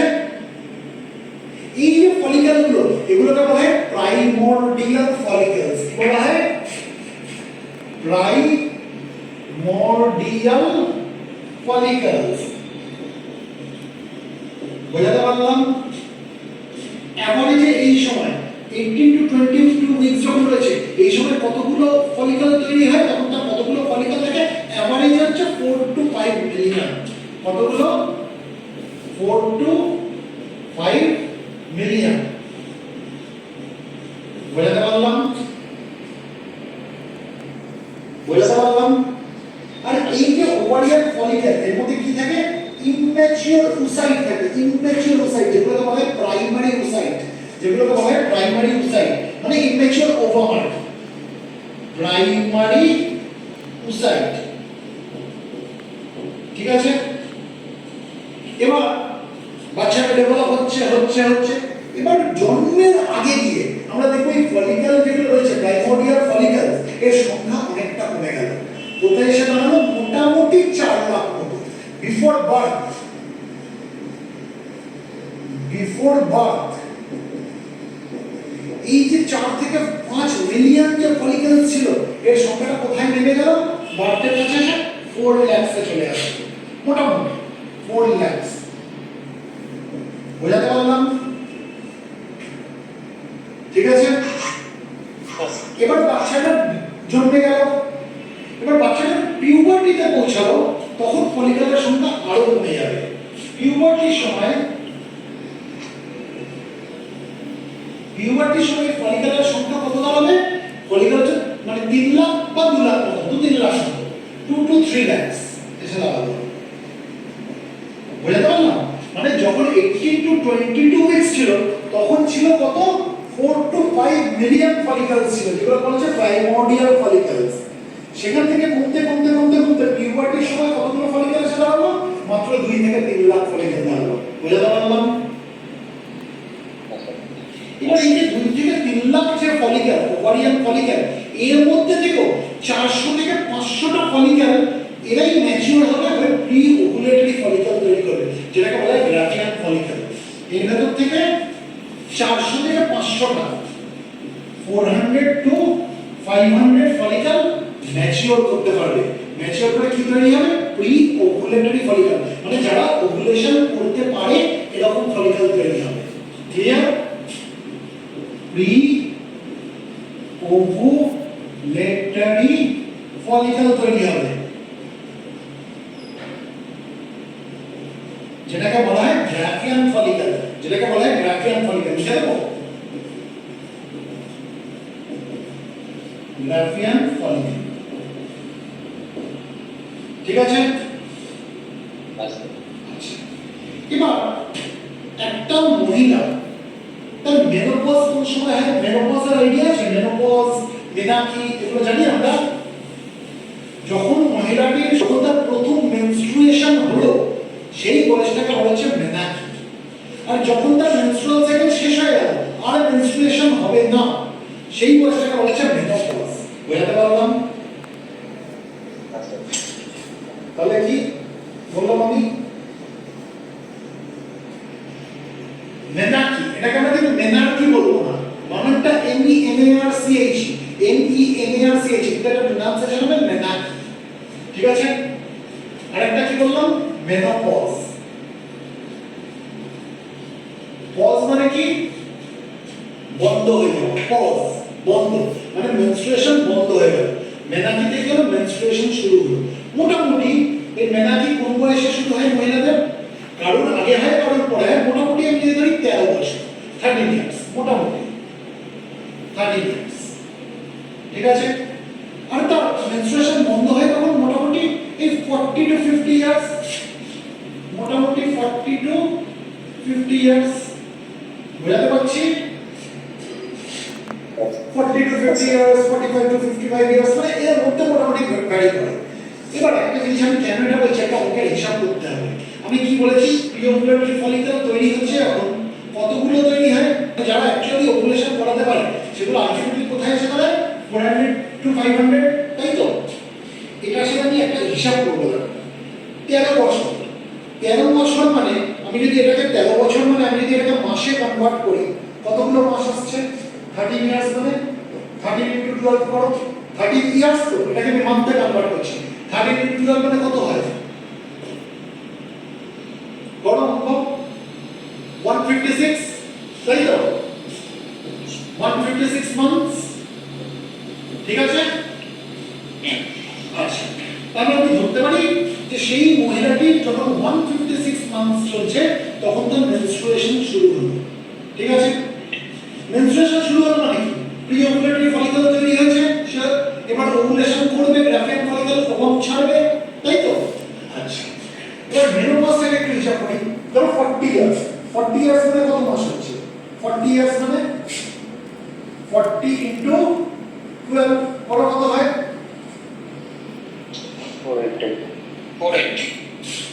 480 মান্থস, তাই তো? হিসাবটা কি হচ্ছে, 156 মান্থস থেকে তার ওভুলেশন শুরু হলো আর বন্ধ হলো কত, 480 থেকে, বুঝাতে পারছি? তার ওভুলেশনটা শুরু হচ্ছে কোন বয়সে, 156 মান্থস থেকে, আর তার ওভুলেশন বন্ধ হয়ে যাচ্ছে কোথায়, 480 মান্থস থেকে। তার মানে এই মাসের সময়টা 480 - 156, 480 - 156, এই সময়টা তার ওভুলেশন হবে। তাহলে 480 - 156 করলে কত হয়, 324 মান্থস, বুঝাতে পারছি? বুঝাতে পারছি? এই 324 মান্থস মানে কি, প্রত্যেক মাসে একটা করে সে ওভাম রিলিজ করবে, প্রত্যেক মাসে। সেই জন্য তার প্রি-ওভুলেটরি ফলিকল কতগুলো তৈরি হয়েছে, 400 to 500, তাহলে প্রত্যেক মাসে একটা করে ছাড়তে পারে, বুঝাতে পারলাম? আচ্ছা, যদি আমি মেনোপজের বয়স মোটামুটি 50 ইয়ার্স ধরি, তাহলে এটাকে তুমি কনভার্ট করো, 50 into 12 মানে কত মাস দাঁড়াচ্ছে, 50 into 12 মানে 600 মান্থস, 600 মান্থস, তাই তো? এবার 156 মান্থস থেকে তার ওভুলেশন শুরু হয়েছে, 600 মান্থস থেকে তার ওভুলেশন বন্ধ হয়েছে, তাহলে ওভুলেশনে তার কতগুলো মাস হচ্ছে, 600 - 156, তার মানে কত হচ্ছে, 444, তাই তো? 444 মান্থস, তাই না? বুঝাতে পারছি? তাহলে 444 মান্থস, প্রত্যেক মাসে তার একটা করে ওভাম রিলিজ হচ্ছে। প্রি-ওভুলেটরি ফলিকল কত তৈরি হচ্ছে, 400 থেকে 500, তাহলে প্রত্যেক মাসে একটা করে ছাড়লে দেখো হিসাব মিলে যাচ্ছে, বুঝাতে পারছি? তার মানে আমরা কি দেখলাম, আলটিমেটলি যতই ওভারিয়ান ফলিকল নিয়ে সে জন্মাও, মাতৃগর্ভে যতই তার ওভারিয়ান ফলিকল থাকুক, সে যতই ওভারিয়ান ফলিকল নিয়ে জন্মাও, পিউবার্টিতে যতই ওভারিয়ান ফলিকল থাকুক, আলটিমেটলি প্রি-ওভুলেটরি ফলিকল তৈরি হচ্ছে 400 থেকে 500টা। এবং তার যখন তার মেনাকি শুরু হলো, সেখান থেকে মেনোপজ অবধি প্রত্যেক মাসে সে একটা করে ওভারিয়ান ফলিকল দেবে, সে একটা করে ওভাম ছাড়বে। তাহলে একটা করে ওভারিয়ান ফলিকল তার নষ্ট হয়ে যাচ্ছে, তাই তো? একটা করে ওভারিয়ান ফলিকল নষ্ট হয়ে যাচ্ছে, তাহলে দেখো যতগুলো ওভারিয়ান ফলিকল তার দরকার ততগুলোই কিন্তু প্রি-ওভুলেটরি ফলিকল তৈরি হচ্ছে। বোঝাতে পারলাম কি পারলাম? হ্যাঁ স্যার। তাহলে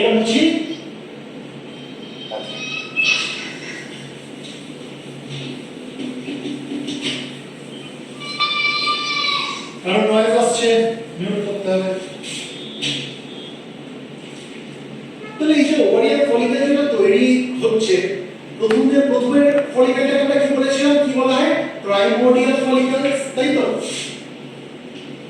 প্রাইমোর্ডিয়াল ফলিকলস।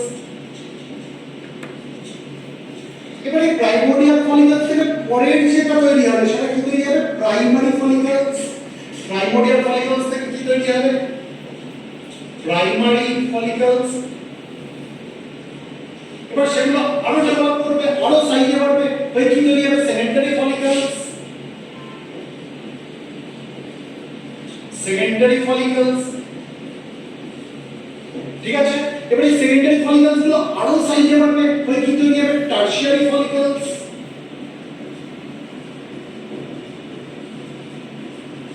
Tertiary follicles. এই যে টারশিয়ারি ফলিকলস গুলো তৈরি হলো, এগুলো কি সাইজ আস্তে আস্তে বাড়ছে, প্রাইমারি ফলিকলস থেকে সেকেন্ডারি ফলিকলস বড়, সেকেন্ডারি ফলিকলস থেকে টারশিয়ারি ফলিকলস বড়, সাইজে বাড়ছে। আর যখন টারশিয়ারি ফলিকলস তৈরি হলো, এর মধ্যে কি থেকে গেল, ফ্লুইড ফিল্ড চেম্বার থেকে গেল, যেটাকে বলা হয় অ্যান্ট্রাম। অ্যান্ট্রাম তৈরি হয়ে গেল, অ্যান্ট্রাম, অর্থাৎ এর ভিতরে ফ্লুইড ফিল্ড এক ধরনের চেম্বার তৈরি হলো। এবার এই যে টারশিয়ারি ফলিকলস যতগুলো তৈরি হলো, তার মধ্যে থেকে কিছু কি তৈরি হয়ে যাবে, প্রি ওভুলেটরি ফলিকল। প্রত্যেক ওভারি, প্রত্যেক মেনস্ট্রুয়াল সাইকেলে একটা করে আমরা কি দেব, প্রি ওভুলেটরি ফলিকল তৈরি হচ্ছে, যেটাকে বলা হয় গ্রাফিয়ান ফলিকল। এই টারশিয়ারি ফলিকল থেকে ম্যাচিউর করে কি তৈরি হবে, গ্রাফিয়ান ফলিকল।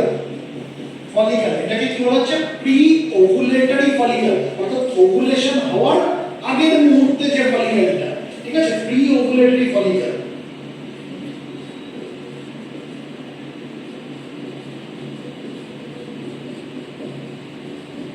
বোঝাতে পারলাম এই অবধি? তাহলে এই গ্রাফিয়ান ফলিকল বা প্রি ওভুলেটরি ফলিকল এটা হচ্ছে সবথেকে বড়, largest. This is the largest ovarian follicle, ঠিক আছে। এই ওভারিয়ান ফলিকল গুলো কোথায় থাকছে, ওভারির কোন রিজিয়নে, আউটার রিজিয়নে, তাই না, যেটাকে কি বলা হয়, ওভারিয়ান কর্টেক্স। বোঝাতে পারলাম? আচ্ছা আচ্ছা চলো সেটা বুঝছি তাহলে।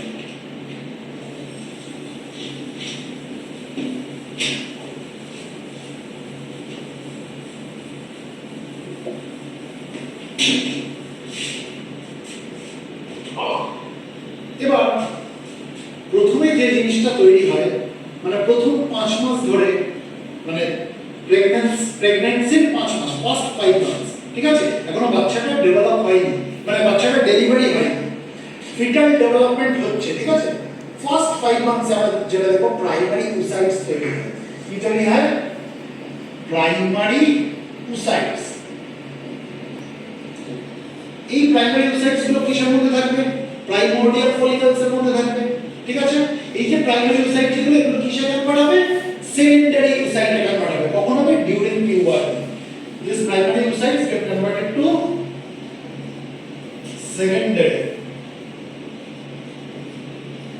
Secondary oocyte. কখন, ডিউরিং পিউবার্টি।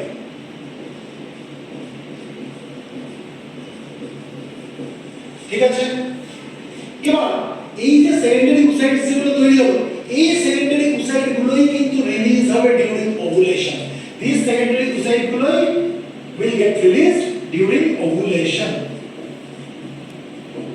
বুঝতে পারলাম? মানে জিনিসটা কেমন হয়, ওভারিয়ান ফলিকল, এর মধ্যে প্রত্যেকটা ওভারিয়ান ফলিকলের মধ্যে একটা করে কি থাকবে, উসাইট থাকবে, ঠিক আছে। এবার ওভারিয়ান ফলিকল ডেভেলপ হচ্ছে, উসাইটও ডেভেলপ হচ্ছে, হতে যখন এটা ম্যাক্সিমাম ডেভেলপ হয়ে যাবে ওভারিয়ান ফলিকলটা, তখন তার নাম কি দেওয়া হবে, গ্রাফিয়ান ফলিকল। আর যখন সেটা গ্রাফিয়ান ফলিকল হয়ে গেল, এবারে গ্রাফিয়ান ফলিকল থেকে কি হয়ে যাবে, সেকেন্ডারি উসাইটটা রিলিজ হয়ে যাবে। বুঝতে পারলাম? তখন আর এটাকে আমরা গ্রাফিয়ান ফলিকল বলবো না, তখন এর নামটা চেঞ্জ হয়ে যাবে, তখন এর নামটা হবে কর্পাস লিউটিয়াম। বুঝতে পারলাম কি পারলাম?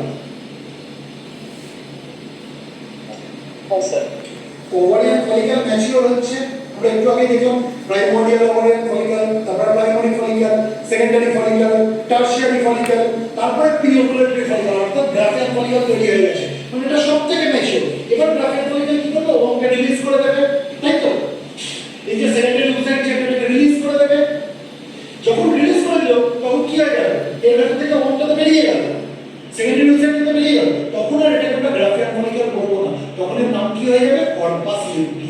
বোঝাতে পারলাম? এবার যদি ওভামের সঙ্গে ফ্যালোপিয়ান টিউব আর অ্যাম্পিউলার রিজিয়ন আমরা কি দেখেছি, যদি ফার্টিলাইজেশন হয় তাহলে কর্পাস লিউটিয়াম হিসাবেই থাকবে, কিন্তু যদি ফার্টিলাইজেশন না হয় তখন এই কর্পাস লিউটিয়াম থাকবে না, তখন এই কর্পাস লিউটিয়ামটাও চেঞ্জ হয়ে যাবে। চেঞ্জ হয়ে গিয়ে কি তৈরি করবে? Corpus albicans. কি তৈরি করবে? Corpus albicans. বুঝাতে পারলাম?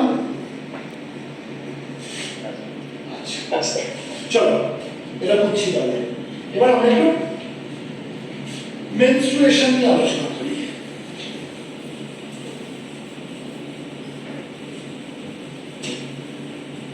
এবার জিনিসটা খুব ইন্টারেস্টিং হবে। এতক্ষণ তো আমরা ডেটা নিয়ে কথা বললাম না, যে এতগুলো হয়, এত মাস ধরে হয়, সব ডেটা অঙ্ক নিয়ে কথা বললাম।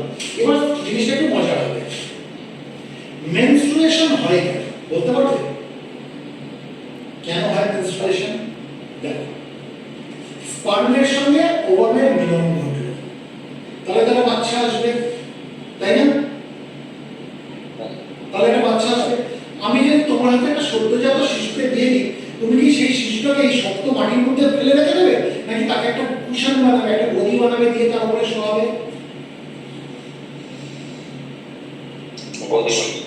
গদি বানাবে, তার উপরে শোয়াবে। তার মানে ভগবান ঠিক একই জিনিস করেছেন। যখন স্পার্মের সাথে ওভামের যখন মিলন হলো, যখন স্পার্মের সাথে ওভামের ফিউশন হলো, অর্থাৎ যখন ফার্টিলাইজেশন হলো, যখন জাইগোট তৈরি হলো, মরুলা তৈরি হলো, ব্লাস্টোসিস্ট তৈরি হলো, এবার ওটাকে তো এমনি ফেলে রেখে দিতে পারেন না, তাকে তো এবার তো বাচ্চাটা তৈরি হচ্ছে, তাই না? তাকে তো একটা গদি দিতে হবে। ভগবান কি করে? ইউটেরাসের যেটা ইনারমোস্ট লেয়ার, অর্থাৎ যেটা এন্ডোমেট্রিয়ামের যেটা ইউটেরাস ক্যাভিটির দিকে যে সাব লেয়ার বলেছিলাম, মনে আছে? ফাংশনাল লেয়ার, ভগবানের ফাংশনাল লেয়ারটাকে মোটা বানিয়ে দেবে। বোঝাতে পারলাম? বোঝাতে পারলাম না? ইউটেরাসের যে ভেতর দিকের লেয়ারটা, এটা কি বলা হয়? এন্ডোমেট্রিয়াম বলা হয় বলেছিলাম। তারপরে লেয়ারটাকে কি বলেছিলাম? মায়োমেট্রিয়াম। তারপরে লেয়ারটাকে কি বলেছিলাম? পেরিমেট্রিয়াম বলেছিলাম তো। এই যে ভেতর দিকের যে লেয়ারটা, যার পরে ইউটেরাইন ক্যাভিটি রয়েছে, এই ভেতর দিকের লেয়ারটা এন্ডোমেট্রিয়াম, এর দুখানা সাব লেয়ার আছে বলেছিলাম। যেটা মায়োমেট্রিয়ামের সঙ্গে থেকে, এটাকে কি বলেছিলাম? ব্যাসাল লেয়ার বলেছিলাম না? আর যেটা এন্ডোমেট্রিয়ামের যে সাব লেয়ারটা ইউটেরাইন ক্যাভিটির দিকে রয়েছে, এটাকে কি বলেছিলাম? এটাকে বলেছিলাম ফাংশনাল লেয়ার বলেছিলাম। ফাংশনাল লেয়ার বলেছিলাম। এই ফাংশনাল লেয়ারটাকে ভগবান কি করবে? আস্তে আস্তে মোটা বানাতে লাগবে। প্রত্যেক সাইকেলে এটা আস্তে আস্তে মোটা হবে। কেন? যদি কখনো স্পার্ম এসে ওভামকে ফার্টিলাইজ করে দেয়, যদি কোনো বাচ্চা আসে, সেই যখন এখানে থাকবে, সে যেন একটা গতি পায়, সেই জন্য এটা মোটা হয়ে যায় আস্তে আস্তে। বোঝাতে পারলাম? এবার ধরো পুরুষ স্পার্ম দিলেন না, প্রত্যেক মাসে কি পুরুষ স্পার্ম দেবেন এমন কোনো কথা আছে? না, হতে পারে না। হতেই পারে পুরুষ স্পার্ম দিলেন না, বা স্পার্ম দিলেও স্পার্ম আর ওভামের মিলন হলো না, সেটা হতে পারে। আলটিমেটলি কি হলো? জাইগোট তৈরি হলো না, মরুলা তৈরি হলো না, ব্লাস্টোসিস্ট তৈরি হলো না, ইমপ্ল্যান্টেশন হলো না, মানে কোনো বাচ্চা আসছে না। তাহলে এই যে এন্ডোমেট্রিয়ামের যে ফাংশনাল লেয়ার, যেটা এটা যেটা মোটা হয়ে গিয়েছিল, সেটাকে মোটা থাকার দরকার আছে? মোটা থাকার দরকার নেই। তখন কি হবে? এটা নিজে থেকে ভেঙে যাবে, এবং ভেঙে গিয়ে কি হয়ে যাবে? সেটা ভাজাইনা হয়ে বাইরে বেরিয়ে আসবে। And that is menstruation. বুঝতে পারলাম? তার মানে মেনস্ট্রুয়েশনটা কি দেখছি? এন্ডোমেট্রিয়ামের ফাংশনাল লেয়ারের ছিলকা বেরোয়, আর তার সঙ্গে রক্ত বেরোয়। কেন রক্ত বেরোয়? কারণ এখানে তো ব্লাড ভেসেলস আছে, সেই ব্লাড ভেসেলস গুলো তো ছিলছে, তাহলে রক্ত তো বেরোবেই, তাই তো? রক্ত বেরোচ্ছে এবং তার সঙ্গে এন্ডোমেট্রিয়ামের ফাংশনাল লেয়ারের ছিলকা বেরোচ্ছে। That is menstruation. ক্লিয়ার? এবার যখন মেনস্ট্রুয়েশন হয়ে গেল, আবার তার পরের সাইকেলে দেখবো আবার ভগবান কি করবে? এই এন্ডোমেট্রিয়ামের ফাংশনাল লেয়ারকে আবার আস্তে আস্তে মোটা বানাতে লাগবে। কেন মোটা বানাতে লাগবে? কে জানে?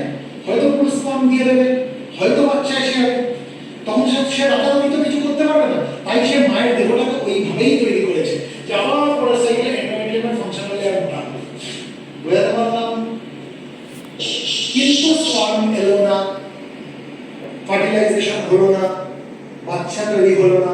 আবার ফাংশনাল লেয়ারটা পরে সাইকেলে ভেঙে যাবে, আবার মেনস্ট্রুয়েশন হবে। বুঝতে পারছি? আচ্ছা তাহলে এই কনসেপ্টটা আমাদের কাছে পরিষ্কার হলো মেনস্ট্রুয়েশনের। আচ্ছা যদি পরিষ্কার হয় একটা প্রশ্ন করি, যদি ফার্টিলাইজেশন হয়ে গেল, ধরো ব্লাস্টোসিস্টের ইমপ্ল্যান্টেশন হয়ে গেল ইউটেরাসের মধ্যে এন্ডোমেট্রিয়ারি ফাংশনাল লেয়ারের সঙ্গে, তখন কেন মেনস্ট্রুয়েশন বন্ধ হয়ে যায়? অর্থাৎ কোনো মহিলা যখন প্রেগন্যান্ট হয় তখন তার মেনস্ট্রুয়েশন হয় না কেন? এই বাচ্চাটার জন্য গদি যে তৈরি হয় ওটা মোটা হয়ে যায় তো ভেরি গুড, বাচ্চাটা তো তখন গদির দরকার, তাই না? তাহলে তখন যদি মেনস্ট্রুয়েশন হয়ে যায়, এন্ডোমেট্রিয়ামের ফাংশনাল লেয়ার যদি তখন ভেঙে যায়, তাহলে বাচ্চাটা গদি পাবে, সাপোর্ট পাবে? পাবে না তো। তাকে তো ধরে রাখতে হবে, একটা গদি দিতে হবে, একটা কুশন প্রোভাইড করতে হবে। সেই জন্য তখন এন্ডোমেট্রিয়ামের ফাংশনাল লেয়ার ভাঙবে না। এই জন্য প্রেগন্যান্সির সময় আমরা কি দেখি? মহিলাটির মেনস্ট্রুয়েশন হয় না। আমার মেকানিজম ক্লিয়ার? এই পুরো জিনিসটা কন্ট্রোল করে হচ্ছে হরমোনের একটা খেলা আছে এখানে, আমরা একটু পরেই করব। হাইপোথ্যালামিক পিটুইটারি ওভারিয়ান অ্যাক্সিস, এই পুরো জিনিসটাকে কন্ট্রোল করে, পুরো হরমোনের খেলা আমরা পরে করব। এই অবধি আমাদের পরিষ্কার হলো মেনস্ট্রুয়েশন। আচ্ছা এবার আমরা একটু মেনস্ট্রুয়াল সাইকেলটা সম্বন্ধে জানি।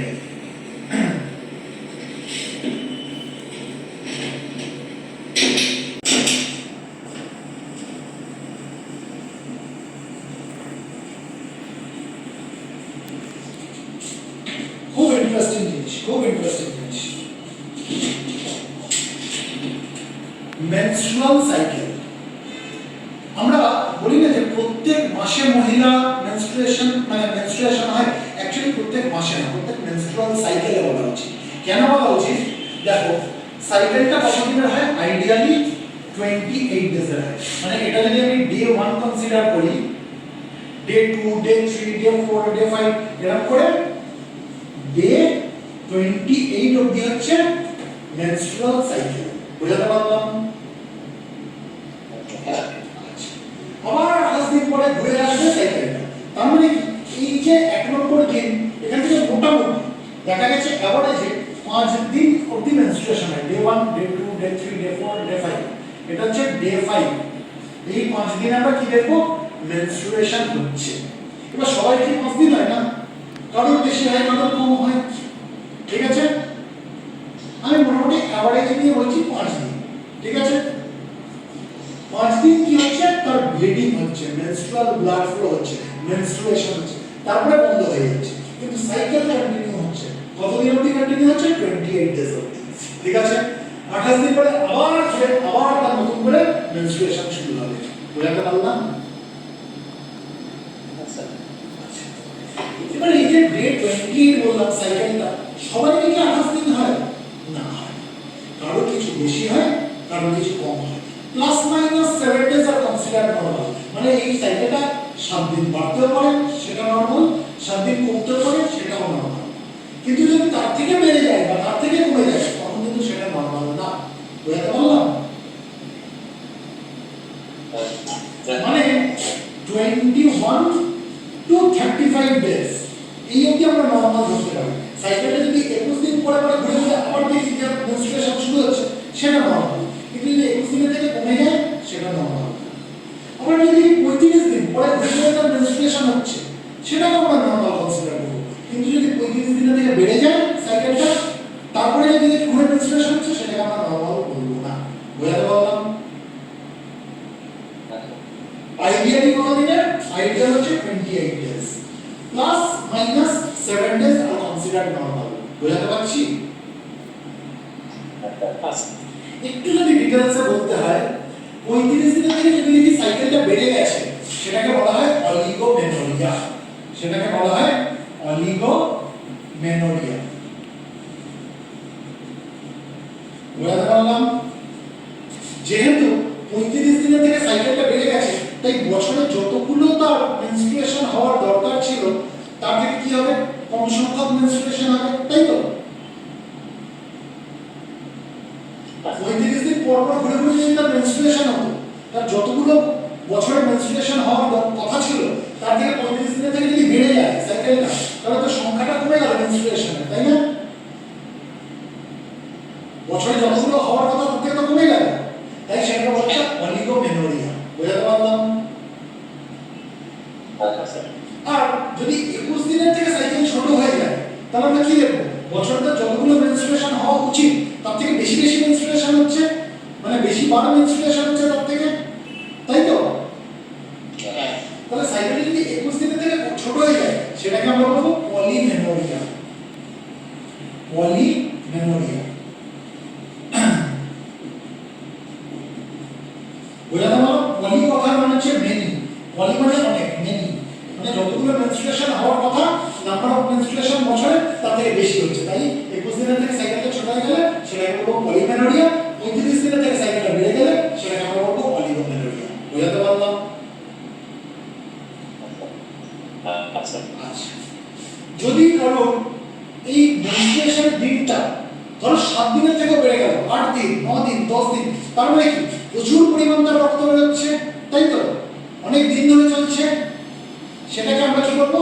সেটাকে আমরা বলবো মেনোরেজিয়া। বুঝতে পারলাম? মানে এটাকে আমরা আরেকভাবে ডিফাইন করতে পারি যে 80 ml পার পিরিয়ড, এর থেকে যদি বেশি ব্লাড লস হয়, মোর দ্যান 80 ml পার পিরিয়ড যদি ব্লাড লস হয় সেটাকে আমরা মেনোরেজিয়া বলি। ঠিক আছে?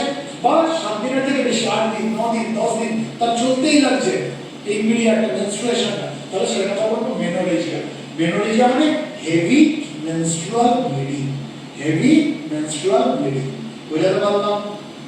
ভুল করে লেস দেন লিখে দিয়েছে, এটা মোর দেন সাইন হবে। আমরা প্রথমে কোনো প্রবলেম নিয়ে আলোচনা করব না, প্রথমে আমরা যেটা নরমাল সেটা নিয়ে আলোচনা করব। নরমাল কত দিনের হয় মেনস্ট্রুয়াল সাইকেল? 28 দিন। মেনস্ট্রুয়াল সাইকেল আর মেনস্ট্রুয়েশনের মধ্যে পার্থক্য কি? সাইকেল হচ্ছে পুরো সময়টা যেটা ঘুরে ঘুরে আসছে, আর মেনস্ট্রুয়েশন মানে যে দিনটা তার অ্যাকচুয়ালি ব্লাড লসটা হচ্ছে। বুঝতে পারলাম? মানে 28 দিন এর মাঝখান কোনটা? এই পুরো সাইকেলটার মাঝখান কত নম্বর দিন হবে? 14 নম্বর দিন, তাই তো? ডে 14। বুঝতে পারছি? এই ডে 14 কিন্তু অ্যাকচুয়ালি ওভুলেশনটা হয়, মানে ওভারি থেকে ওভামটা রিলিজ হয়। বুঝতে পারলাম? ওভারিয়ান ফলিকল, গ্রাভিয়ান ফলিকল ওভামকে রিলিজ করে দেয় এই 14 নম্বর দিনে। ঠিক আছে? সেই জন্য এই 14 নম্বর দিনটাকে বলা হয় ওভুলেটরি ফেজ। কি বলা হয়? Ovulatory phase. মানে এই 14 নম্বর দিনে অ্যাকচুয়ালি ওভুলেশনটা হলো। বুঝতে পারলাম? আচ্ছা। আর এই 1 থেকে 5 দিন, এবার সবার তো 1 থেকে 5 দিন হয় না, কারণ কম হয়, 4 দিন হতে পারে, 3 দিন হতে পারে, কারণ 6 দিন হতে পারে, 7 দিন হতে পারে, মোটামুটি আইডিয়া আমরা কোনটা বলি 5 দিনের হচ্ছে মেনস্ট্রুয়েশন হয়। ঠিক আছে? এই যে 1 থেকে 5 দিন এই যে সময়টা, এটাকে কি বলে? Menstrual phase. এটাকে কি বলা হয়? Menstrual phase. বুঝতে পারলাম? বুঝতে পারলাম? আচ্ছা। এবার এই 1 নম্বর দিন থেকে 14 নম্বর দিনের ভেতর এই যে সময়টা, এখানে যে সবথেকে বেশি কাজ করে এই 1 নম্বর দিন থেকে 14 নম্বর দিনের ভেতরে এই যে সময়টা, এখানে যে কাজ করে সেটা হচ্ছে ওভারিয়ান ফলিকল। ওভারিয়ান ফলিকল আস্তে আস্তে ম্যাচিউর হতে লাগে, সেই জন্য এই ফেজটাকে বলা হয় ফলিকিউলার ফেজ। এই ফেজটাকে কি বলা হয়? Follicular phase. বুঝতে পারলাম? আচ্ছা। আর 14 নম্বর দিনের পর থেকে সাইকেলের শেষ অবধি অর্থাৎ 28 নম্বর দিন অবধি এই যে ফেজটা, এখানে কে কাজ করে? কর্পাস লিউটিয়াম কাজ করে। কর্পাস লিউটিয়াম আমরা শিখে গেছি, তাকে বলে গ্রাভিয়ান ফলিকল থেকে যখন ওভুলেশন হয়ে গেল, ওভামটাকে ছেড়ে দিল, তখন আর ওটা গ্রাভিয়ান ফলিকল থাকবে না, তখন তার নাম কি হয়ে যাবে? Corpus luteum. ঠিক আছে? এই 14 নম্বর দিনের পর থেকে 28 নম্বর দিন অবধি এখানে কি কাজ করে? কর্পাস লিউটিয়াম কাজ করে, সেই জন্য এই ফেজটার নাম হচ্ছে লিউটিয়াল ফেজ। এই ফেজটাকে কি বলা হয়? Luteal phase. বোঝাতে পারলাম? আচ্ছা স্যার। তাহলে আমরা কি শিখলাম? 1 নম্বর দিন থেকে 14 নম্বর দিনের এই যে মাঝের যে সময়টাকে কি বলা হয়? Follicular phase. এই ফলিকুলার ফেজের একটা অংশ হচ্ছে মেনস্ট্রুয়াল ফেজ। ঠিক আছে? মেনস্ট্রুয়াল ফেজে কি হচ্ছে? অ্যাকচুয়াল মেনস্ট্রুয়েশনটা হচ্ছে। 14 নম্বর দিনে কি দেখবো? ওভাম রিলিজ হচ্ছে, অর্থাৎ ওভুলেশন হচ্ছে। তাই 14 নম্বর দিনকে বলা হচ্ছে ওভুলেটরি ফেজ। আর 14 নম্বর দিনের পর থেকে একদম সাইকেলের শেষ অবধি 28 নম্বর দিন অবধি এই যে ফেজটা এটাকে কি বলছে? Luteal phase. কেন? যেহেতু এখানে কর্পাস লিউটিয়াম কাজ করছে। এই অবধি ক্লিয়ার? হ্যাঁ স্যার। আচ্ছা, এবার তুমি ধরো ঠান্ডা মাথায় চিন্তা করো, তুমি ইন্টারকোর্স করতে চাও, উইদাউট প্রোটেকশন তুমি ইন্টারকোর্স করতে চাও, কিন্তু তুমি বাচ্চা নিতে চাও না, তাহলে 14 নম্বর দিনটা কি তোমার জন্য সেফ হবে? হ্যাঁ না? 14 নম্বর দিন সেফ হবে? 14 নম্বর দিন তো ওভুলেশন হলো, ওভারি তো ওভমকে ছেড়ে দিল, তাহলে তুমি যদি ইজাকুলেট করো সেই মহিলার ভাজাইনার মধ্যে, তাহলে স্পার্মের সাথে তো তার মিলন হয়ে যেতে পারে। তাহলে কি আমি যে প্রশ্নটা করছি সেটা উত্তর দাও। তাহলে কি 14 নম্বর দিনটা সেফ? কারণ ওভাম যখন একবার রিলিজ হয়ে গেল, ওভাম কতক্ষণ ভালো থাকে? 12 থেকে 24 ঘন্টা অবধি ভালো থাকে। ঠিক আছে? 12 to 24 আওয়ার্স অবধি ওভাম স্পার্মের জন্য ওয়েট করে, তারপর সেটা ডিসইন্টিগ্রেট হয়ে যায়, নষ্ট হয়ে যায়, ভেঙে যায়। বুঝতে পারলাম? স্পার্ম যখন ইজাকুলেশন হয়ে গেল মহিলার শরীরের মধ্যে ভেতরে ভ্যাজাইনার ভেতর, স্পার্ম ভালো থাকতে পারে 5 দিন, কিন্তু ওভাম কিন্তু ম্যাক্সিমাম 24 আওয়ার্স অবধি ভালো থাকতে পারে, তারপরে সে থাকতে পারে না। 24 ঘন্টার মধ্যে যদি স্পার্মের সাথে মিলন হয় তাহলে বাচ্চা আসার সম্ভাবনা আছে, যদি মিলন না হয় তাহলে বাচ্চা আসবে না। বুঝতে পারলাম? হ্যাঁ স্যার। এবার তুমি ইন্টারকোর্স করতে চাও উইদাউট এনি প্রোটেকশন, কিন্তু তুমি বাচ্চা চাও না, তুমি দেখলে 14 নম্বর দিনে ওভুলেশন হচ্ছে, আমি 14 নম্বর দিনে রিস্ক নেব না, আমি 15 নম্বর দিনে গিয়ে করতে পারি। আর ভাবলে যে না ও তো 24 ঘন্টার দিন ভালো থাকে, তাহলে 15 নম্বর দিনও করবো না, 16 নম্বর দিন না, বাবা রিস্ক নিয়ে দরকার নেই, আমি 17 নম্বর দিনে গিয়ে ইন্টারকোর্স করি। তুমি ডে 17 গিয়ে ইন্টারকোর্স করবে, তাহলে কি বাচ্চা আসার চান্সেস আছে? বাচ্চা আসার চান্স আছে না স্যার। দেখ, শরীর অঙ্ক মানে না। আমরা বইয়ের ভাষায় যতই পড়ি যে এটা হচ্ছে সেফ পিরিয়ড, ওটা হচ্ছে safe period, no period is practically safe, risk থেকেই যায়। কেন রিস্ক থেকে যায়? এই যে ফলিকুলার ফেজ যেটা আমি বলেছি 1 থেকে 14 নম্বর দিন, এই ফলিকুলার ফেজ বড় ছোট হতে পারে, কিন্তু লিউটিয়াল ফেজ হচ্ছে ফিক্সড। বুঝতে পারলাম?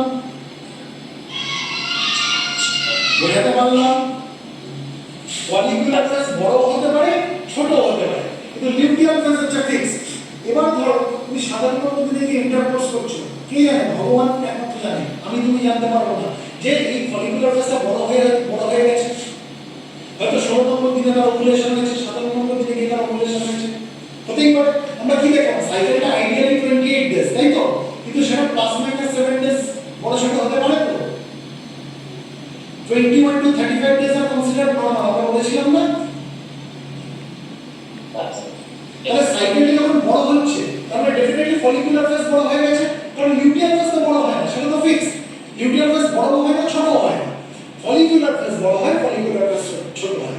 তার মানে যখন 28 দিনের থেকে সাইকেল বড় হয়ে যাচ্ছে তার মানে ফলিকুলার ফেজ বড় হয়ে গেছে, যখন 28 দিনের থেকে সাইকেল ছোট হয়ে যাচ্ছে তার মানে ফলিকুলার ফেজ ছোট হয়ে গেছে। বুঝতে পারছি? তুমি সাধারণ দিন ক্যালকুলেট করে তুমি ইন্টারকোর্স করলে, ইনসেমিনেশন করে দিলে, ইজাকুলেশন করে দিলে তার বোঝাই না, কিন্তু কে জানে ফলিকুলার ফেজ যদি বড় হয়ে যায় কিন্তু সাধারণ দিনে তুমি ফেসে যেতে পারো। বুঝতে পারলাম? বুঝতে পারলাম? আচ্ছা, তুমি দেখলে 14 নম্বর দিনে গিয়ে ওভুলেশন হয়, ঠিক আছে, আমি তাহলে ওভুলেশনের আগেই কিছু করে দিই, তুমি হয়তো 13 নম্বর দিনে ইন্টারকোর্স করবে, ঠিক আছে? তাহলে বাচ্চা হতে পারে কি পারে না? কে জানে, সাইকেলটা তো ছোট হয়ে গেছে, হয়তো ফলিকুলার ফেজ ছোট হয়ে গেছে, তাহলে তো 4 নম্বর দিনে ওভুলেশন হলো, হতেই পারে, হয়তো 12 নম্বর দিনে ওভুলেশন হলো, হতেই পারে।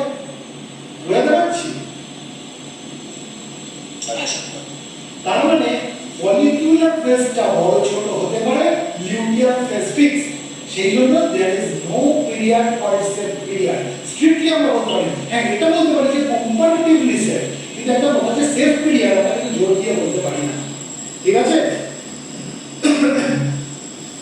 আচ্ছা আচ্ছা এবার একটা জিনিস জেনে রাখো এই মেনস্ট্রুয়েশন যখন চলছে 1 থেকে 5 দিন এখানে ইস্ট্রোজেনের লেভেল একদম কম থাকবে কিন্তু এর পর থেকে যখন মেনস্ট্রুয়েশন শেষ হয়ে গেল এখান থেকে 14 দিন অবধি এই যে ফলিকুলার ফেজের যে সেকেন্ড হাফ এখানে ইস্ট্রোজেনের লেভেল বাড়তে লাগবে এখানে ইস্ট্রোজেনের লেভেল বাড়তে লাগবে ইস্ট্রোজেন কি সেক্স স্টেরয়েড হরমোন আমরা জানি ইস্ট্রোজেন আর প্রোজেস্টেরন কে ছাড়ে ওভারি ছাড়ে তাই তো আমরা জানি তো আচ্ছা ওভারির কাজ কি ওভাম তৈরি করা এবং ইস্ট্রোজেন আর প্রোজেস্টেরন কে ছাড়া তাই তো এবার যত ইস্ট্রোজেনের লেভেল বাড়তে লাগবে 1 থেকে 5 নম্বর দিন ইস্ট্রোজেনের লেভেল কম 5 নম্বর দিনের পর থেকে মানে মেনস্ট্রুয়েশন শেষ হয়ে গেল এবার থেকে ইস্ট্রোজেনের লেভেল বাড়তে লাগবে কেন বাড়তে লাগবে কারণ ওভারিয়ান ফলিকল ম্যাচিওর করছে তাই তো ওভারিয়ান ফলিকল যত ম্যাচিওর করবে তত ইস্ট্রোজেন লেভেল বাড়তে লাগবে বুঝতে পারছি এই যে একটা ফলিকুলার ফেজ কারণ কি 14 নম্বর দিনে কি ওভারিয়ান ফলিকল তো সব থেকে ম্যাচিওর হয়ে যেতে হবে গ্রাফিয়ান ফলিকল হয়ে যেতে হবে তারপরে তো সে ওভামকে রিলিজ করতে পারবে বুঝতে পারছি ফলিকুলার ফেজের দিক যত এগোচ্ছে তত কি হচ্ছে ওভারিয়ান ফলিকল ম্যাচিওর করছে তাই না এই 14 নম্বর দিনে কি সব থেকে ম্যাচিওর হয়ে যাচ্ছে তখন তার নাম হচ্ছে গ্রাফিয়ান ফলিকল এবং তখন সে ওভামকে রিলিজ করছে সেই জন্য ওভুলেশন হচ্ছে তাই যত ওভারিয়ান ফলিকল ম্যাচিওর হবে তত ইস্ট্রোজেনের লেভেল বাড়তে লাগবে বুঝতে পারলাম আচ্ছা এবার যখন 14 নম্বর দিনে চলে আসলো তখন কি হবে তখন ইস্ট্রোজেনের লেভেল একদম ম্যাক্সিমাম ঠিক আছে তখন ওভুলেশন হয়ে যাবে আর যেই ওভুলেশন হয়ে গেল তার মানে কি ওভারিয়ান ফলিকল থেকে গ্রাফিয়ান ফলিকল যেটা বলেছে তাতে ওভামটা বেরিয়ে গেল অর্থাৎ যখন কর্পাস লিউটিয়াম জন্ম ঘটে গেল তখন এই কর্পাস লিউটিয়াম কি করবে কর্পাস লিউটিয়াম প্রোজেস্টেরনকে ছাড়বে বুঝতে পারলাম ওভারিয়ান ফলিকল কি ছাড়ছিল ইস্ট্রোজেন ছাড়ছিল যখন কর্পাস লিউটিয়াম বেরিয়ে গেল কর্পাস লিউটিয়াম প্রোজেস্টেরন ছাড়বে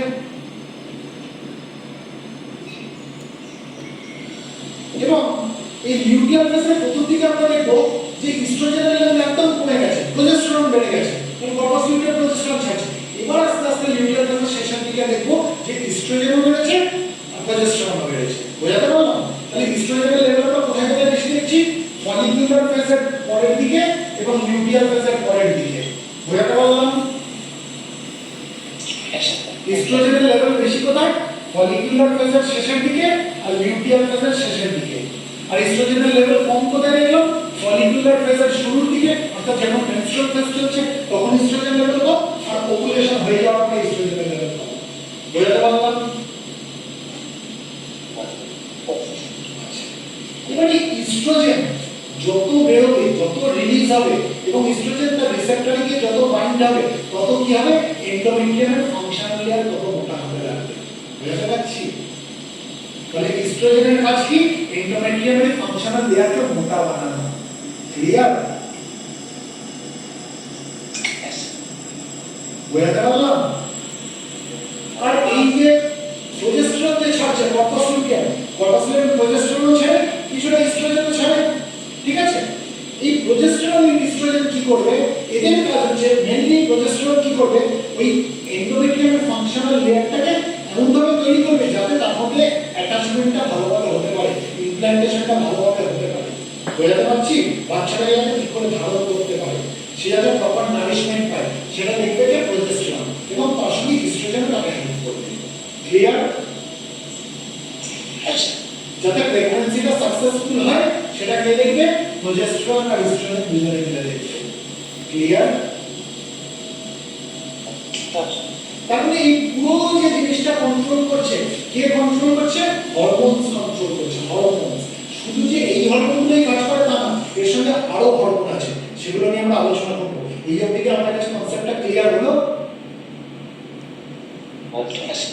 আচ্ছা এবার আমরা দেখি এমন কি হরমোন সাইকেল এখানে চলে এমন কি হরমোনের খেলা এখানে চলে যারা এই পুরো জিনিসটাকে কন্ট্রোল করছে এটা তাহলে মুছি মুছি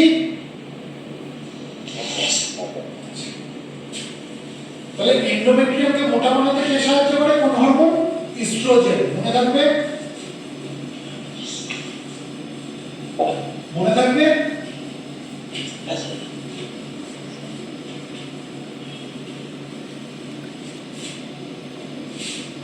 এবার ধরো কোনো এক মহিলার যতটা ইস্ট্রোজেন তৈরি হওয়া উচিত এবং সেই ইস্ট্রোজেন রিসেপ্টরে বাইন্ড করা উচিত তার থেকে বেশি বেশি ইস্ট্রোজেন তৈরি হচ্ছে, তাই বেশি বেশি ইস্ট্রোজেন রিসেপ্টরে বাইন্ড হচ্ছে, তাহলে কি হবে?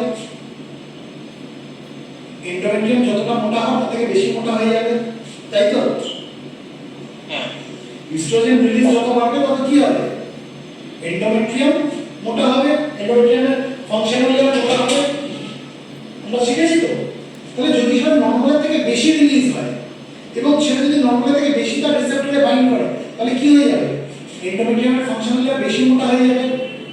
কিন্তু তার স্পার্ম আর ওভামের মিলন হলো না, তাহলে এন্ডোমেট্রিয়ামের ফাংশনাল লেয়ারটা ভাঙবে, বেশি মোটা এন্ডোমেট্রিয়ামের ফাংশনাল লেয়ার হয়ে গেছে সেটা ভাঙবে, তাহলে কি হবে? বেশি বেশি ব্লিডিং হবে, বেশি বেশি এন্ডোমেট্রিয়ামের ফাংশনাল লেয়ারে ছিঁড়ে বেরোবে, তাই তো? আচ্ছা সেটাকে আমরা কি বলি? মেনোরেজিয়া। বুঝাতে পারলাম? তাহলে মেনোরেজিয়ার একটা কারণ কি? ইস্ট্রোজেনের লেভেল নরমালের থেকে অনেক বেশি। ক্লিয়ার? ক্লিয়ার? আচ্ছা আচ্ছা, এবার আমরা যেটা নিয়ে আলোচনা করবো সেটা হচ্ছে হাইপোথ্যালামিক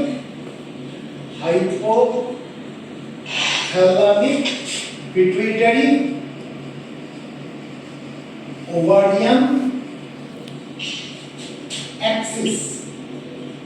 এখানে আমরা কি শব্দগুলো পাচ্ছি? হাইপোথ্যালামিক। হাইপোথ্যালামিক কথাটা কোথা থেকে এসেছে? আমাদের ব্রেনের মধ্যে যে হাইপোথ্যালামাস থাকে তার থেকে এসেছে। পিটুইটারি কথাটা কোথা থেকে এসেছে? পিটুইটারি গ্ল্যান্ড থেকে এসেছে, ঠিক আছে? ওভারিয়ান কথাটা কোথা থেকে এসেছে? ওভারি থেকে এসেছে। অর্থাৎ এই অ্যাক্সিসটার মধ্যে আমরা কার মধ্যে একটা সম্পর্ক দেখতে পাবো?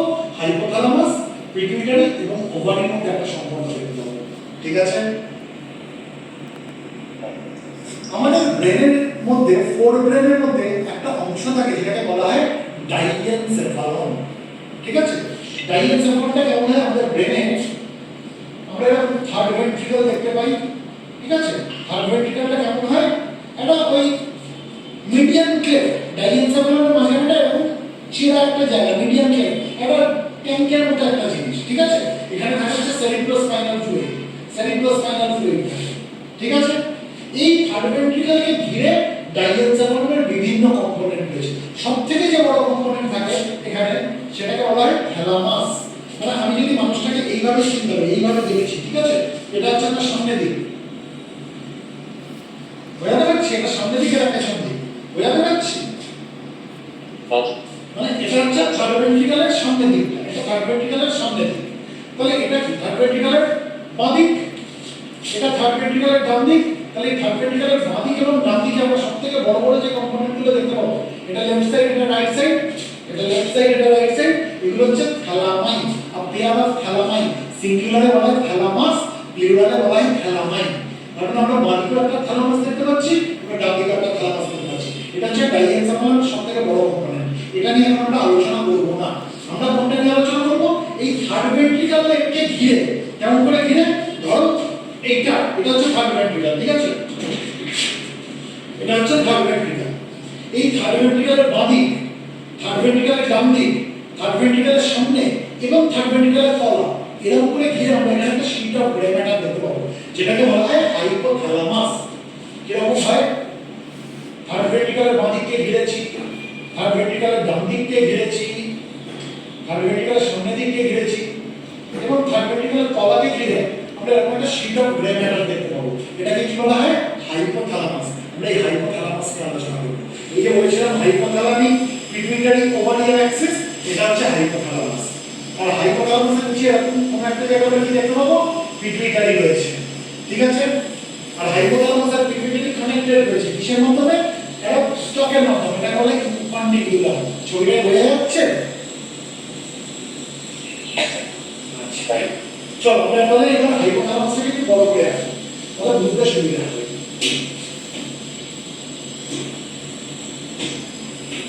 হাইপোথ্যালামাসটা কিভাবে থাকে বলেছি?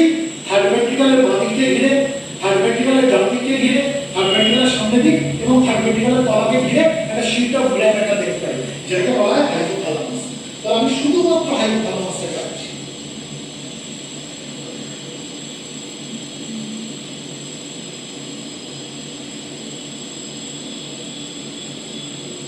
এবার কি আঁকলাম?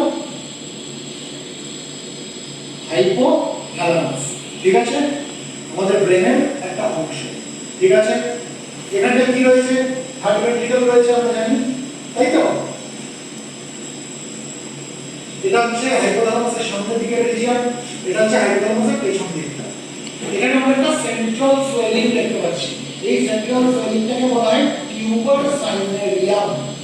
আর পেছন দিকে দেখো আমরা দুখানা বাইল্যাটারাল সোয়েলিং দেখতে পাচ্ছি। বাইল্যাটারাল মানে দুদিকেই ফোলা রয়েছে সোয়েলিং, এই দুদিকে। এগুলোকে বলা হয় ম্যামিলারি বডিজ। ঠিক আছে, তাহলে হাইপোথ্যালামাসকে আমরা যদি ভাগ করি, হাইপোথ্যালামাসকে তিনটে রিজিয়নে ভাগ করা যায়। কি? একটা সামনের দিকের রিজিয়ন, একটা মাঝের রিজিয়ন, একটা পেছন দিকের রিজিয়ন। দেখো তো বোঝা যাচ্ছে কিনা? বোঝা যাচ্ছে? বোঝা যাচ্ছে? হাইপোথ্যালামাসের এই যে সামনের দিকের রিজিয়ন, এটাকে বলা হয় সুপ্রা অপটিক রিজিয়ন। এখানে আমরা কি দেখতে পাই? এখানে অপটিক কিয়াসম বা অপটিক কিয়াসমা থাকে। ঠিক আছে, এই যে সামনের রিজিয়ন, এটাকে বলা হয় সুপ্রা অপটিক রিজিয়ন। এটা নিয়ে আমরা আলোচনা করব না। পেছন দিকের যে রিজিয়ন, যেখানে আমরা ম্যামিলারি বডিজ দেখতে পাচ্ছি, এই হাইপোথ্যালামাসের পেছন দিকের রিজিয়নটাকে কি বলে? Mammillary region. এটা নিয়েও আলোচনা করব না।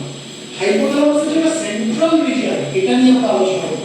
এখানে কি দেখতে পাচ্ছি? সেন্ট্রাল রিজিয়নে এখানে একটা সেন্ট্রাল সোয়েলিং রয়েছে, যেটাকে বলা হয় টিউবার সাইনেরিয়াম। এই যে সেন্ট্রাল যে রিজিয়নটা, হাইপোথ্যালামাসের মাঝের যে রিজিয়নটা, এটাকে বলা হয় টিউবেরাল রিজিয়ন। এই রিজিয়নটাকে কি বলা হয়? Tuberal region. বুঝতে পারলাম? বুঝতে পারলাম? এই টিউবেরাল রিজিয়নে এক ধরনের নিউক্লিয়াস রয়েছে, যে নিউক্লিয়াসকে কি বলা হয়? Arcuate nucleus. এই টিউবেরাল রিজিয়নে এক ধরনের নিউক্লিয়াস দেখতে পাবো, যেটাকে বলা হয় আর্কুয়েট নিউক্লিয়াস। Arcuate nucleus. ঠিক আছে, এই আর্কুয়েট নিউক্লিয়াসের মধ্যে এক বিশেষ ধরনের সেল আমরা পাবো, যে সেলটাকে বলা হয় gonadotropin releasing hormone expressing neuron. এই আর্কুয়েট নিউক্লিয়াসের মধ্যে আমরা কি পাবো? এক বিশেষ ধরনের নার্ভ সেল পাবো, নিউরন পাবো, যেটাকে বলা হয় gonadotropin releasing hormone expressing neuron. নাম থেকেই বুঝতে পারছি এই আর্কুয়েট নিউক্লিয়াসের মধ্যে যে নিউরনটা আমরা পাবো, যে নার্ভ সেলটা পাবো, যার নাম হচ্ছে gonadotropin releasing hormone expressing neuron, এরা কি ছাড়তে সাহায্য করবে? কোন ধরনের হরমোন ছাড়তে সাহায্য করবে? গোনাডোট্রপিন রিলিজিং হরমোন ছাড়তে সাহায্য করবে। বুঝতে পারলাম? বুঝতে পারলাম? এবারে হাইপোথ্যালামাসের নিচে আমরা কি আছে দেখলাম? পিটুইটারি। আমরা একটু আগে আলোচনা করেছি, পিটুইটারি আছে। পিটুইটারির কটা লোব আছে আমরা জানি? দুটো লোব। এদিকটা তো সামনে, তাহলে এটা সামনের দিকের লোব, এটা পেছন দিকের লোব, তাই তো? এই সামনের দিকের লোবটাকে কি বলা হয়? Anterior lobe. Anterior lobe of the pituitary. Anterior lobe. আর পেছন দিকের লোবটাকে কি বলা হয়? Posterior lobe. এটা আমরা জানি তো? উত্তর পাচ্ছি না। পিটুইটারির আরেকটা নাম হচ্ছে হাইপোফাইসিস। জেনে রাখো, পিটুইটারির টেকনিক্যাল নাম হচ্ছে হাইপোফাইসিস। তাহলে অ্যান্টেরিয়র লোব আর পস্টেরিয়র লোব এটা কিসের অংশ? হাইপোফাইসিসের অংশ। ঠিক আছে, অ্যান্টেরিয়র লোবকে বলা হয় অ্যাডেনো হাইপোফাইসিস। অ্যান্টেরিয়র লোবকে বলা হয় অ্যাডেনো হাইপোফাইসিস। ঠিক আছে, অ্যাডেনো কথা হচ্ছে গ্ল্যান্ড, কারণ আমরা এখানে কিছু জিনিস দেখতে পাবো যা হরমোনকে তৈরি করবে এবং ছাড়বে। তাই অ্যান্টেরিয়র লোবকে বলা হচ্ছে অ্যাডেনো হাইপোফাইসিস। আর পস্টেরিয়র লোব, যেখানে এখানে কিন্তু কোনো হরমোন তৈরি হয় না, এখানে আমরা দেখবো যে হাইপোথ্যালামাস থেকে হরমোন আসবে, পস্টেরিয়র লোবে স্টোর হবে, যখন দরকার হবে তখন পস্টেরিয়র লোব সেই হরমোনগুলোকে ছাড়বে। সেই হরমোনগুলোকে নিউরো হরমোন বলা হয়। সেই জন্য পস্টেরিয়র লোবকে আমরা কি বলি? Neuro hypophysis. কি বলি? নিউরো বুঝাতে পারলাম? আর এই দুটোর মাঝখানে এই জায়গাটাকে কি বলে? Pars intermedia. অত ডিটেইলসে যাচ্ছি না, পার্স ইন্টারমিডিয়া। এবার হাইপোথ্যালামাসের সঙ্গে হাইপোফাইসিস কানেক্টেড। হাইপোফাইসিস মানে কি? পিটুইটারি। হাইপোফাইসিস মানে হচ্ছে পিটুইটারি। হাইপোফাইসিস এই কথাটা মানে হচ্ছে পিটুইটারি। হাইপোথ্যালামাসের সঙ্গে পিটুইটারি কানেক্টেড, হাইপোথ্যালামাসের সঙ্গে হাইপোফাইসিস কানেক্টেড। কিসের মাধ্যমে কানেক্টেড? এক প্রকার স্টকের মাধ্যমে connected. This is called stalk of the pituitary. এর একটা বিশেষ নাম আছে, নামটা হচ্ছে ইনফান্টিবিউলাম। এই স্টকটাকে কি বলা হয়? ইনফান্টিবিউলাম। ইনফান্টিবিউলাম। এবার এই হাইপোথ্যালামাসের সঙ্গে এই পিটুইটারির যে অ্যান্টেরিয়ার লোব, যেটা অ্যাডেনোহাইপোফাইসিস, এরা এই ইনফান্টিবিউলামের মধ্যে দিয়ে এক প্রকার ব্লাড ভেসেলসের দ্বারা কানেক্টেড। ঠিক আছে? কিসের মাধ্যমে কানেক্টেড?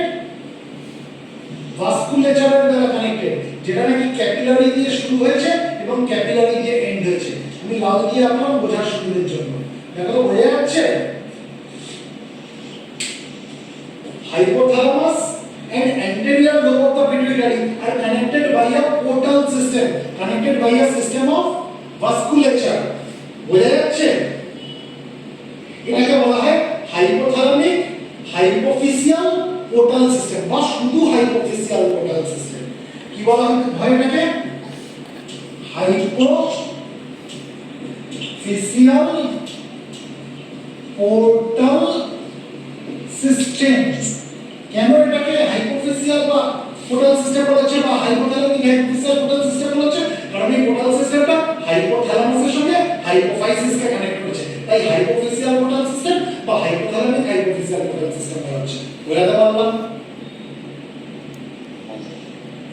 আচ্ছা, ঠিক সেরকম হাইপোথ্যালামাসের সঙ্গে পস্টেরিয়র যে লোবটা রয়েছে পিটুইটারি অর্থাৎ নিউরাল হাইপোফাইসিস, এরাও কানেক্টেড। এরা কিসের মাধ্যমে কানেক্টেড? এরা এক্সনসের মাধ্যমে কানেক্টেড। এখানে কিন্তু আমরা কোনো ভাস্কুলেচার দেখতে পাবো না, ব্লাড ভেসেল দেখতে পাবো না, এরা এক্সনের মাধ্যমে কানেক্টেড। এই যে কালেকশন অফ এক্সনস, এগুলোকে কি বলে? ট্র্যাক্ট বলা হয়, ট্র্যাক্ট। সেই জন্য এই যে এক্সনস গুলো যারা নাকি হাইপোথ্যালামাসের সঙ্গে নিউরো হাইপোফাইসিসকে কানেক্ট করেছে অর্থাৎ পস্টেরিয়র পিটুইটারিকে কানেক্ট করেছে, এই যে ট্র্যাক্টটা এটাকে বলে হাইপোথ্যালামিক হাইপোফিসিয়াল ট্র্যাক্ট। বোঝাতে পারলাম? আমরা এই হাইপোথ্যালামিক হাইপোফিসিয়াল ট্র্যাক্ট নিয়ে এখন আলোচনা করব। এই পুরোটাই কিন্তু ক্রস করেছে কিসের মাধ্যমে? ইনফান্টিবিউলামের সাথে দিয়ে। ঠিক আছে? যেটা নাকি হাইপোথ্যালামাসের সাথে পিটুইটারিকে কানেক্ট করে রেখেছে। এত ডিটেইলস আমরা যাচ্ছি। হাইপোথ্যালামাসের টিউবেরাল রিজিয়নে এক প্রকার নিউক্লিয়াসের নাম বললাম, সেটাকে আর্কুয়েট নিউক্লিয়াস। এই আর্কুয়েট নিউক্লিয়াসের মধ্যে এক ধরনের নিউরন রয়েছে, নার্ভ সেল রয়েছে, যার নাম হচ্ছে gonadotropin releasing hormone expressing neurons. এরা কি ছাড়ে? এরা গোনাডোট্রপিন রিলিজিং হরমোন নামক হরমোনকে ছাড়ে, যেটা হাইপোথ্যালামাস থেকে অ্যান্টেরিয়র পিটুইটারিতে চলে আসে, অ্যান্টেরিয়র লোব অফ দ্য পিটুইটারিতে চলে আসে। কিসের মাধ্যমে? এই ভাস্কুলেচারের মাধ্যমে অর্থাৎ হাইপোফিসিয়াল পোর্টাল সিস্টেমের মাধ্যমে অ্যান্টেরিয়র পিটুইটারিতে চলে আসে। বোঝাতে পারলাম?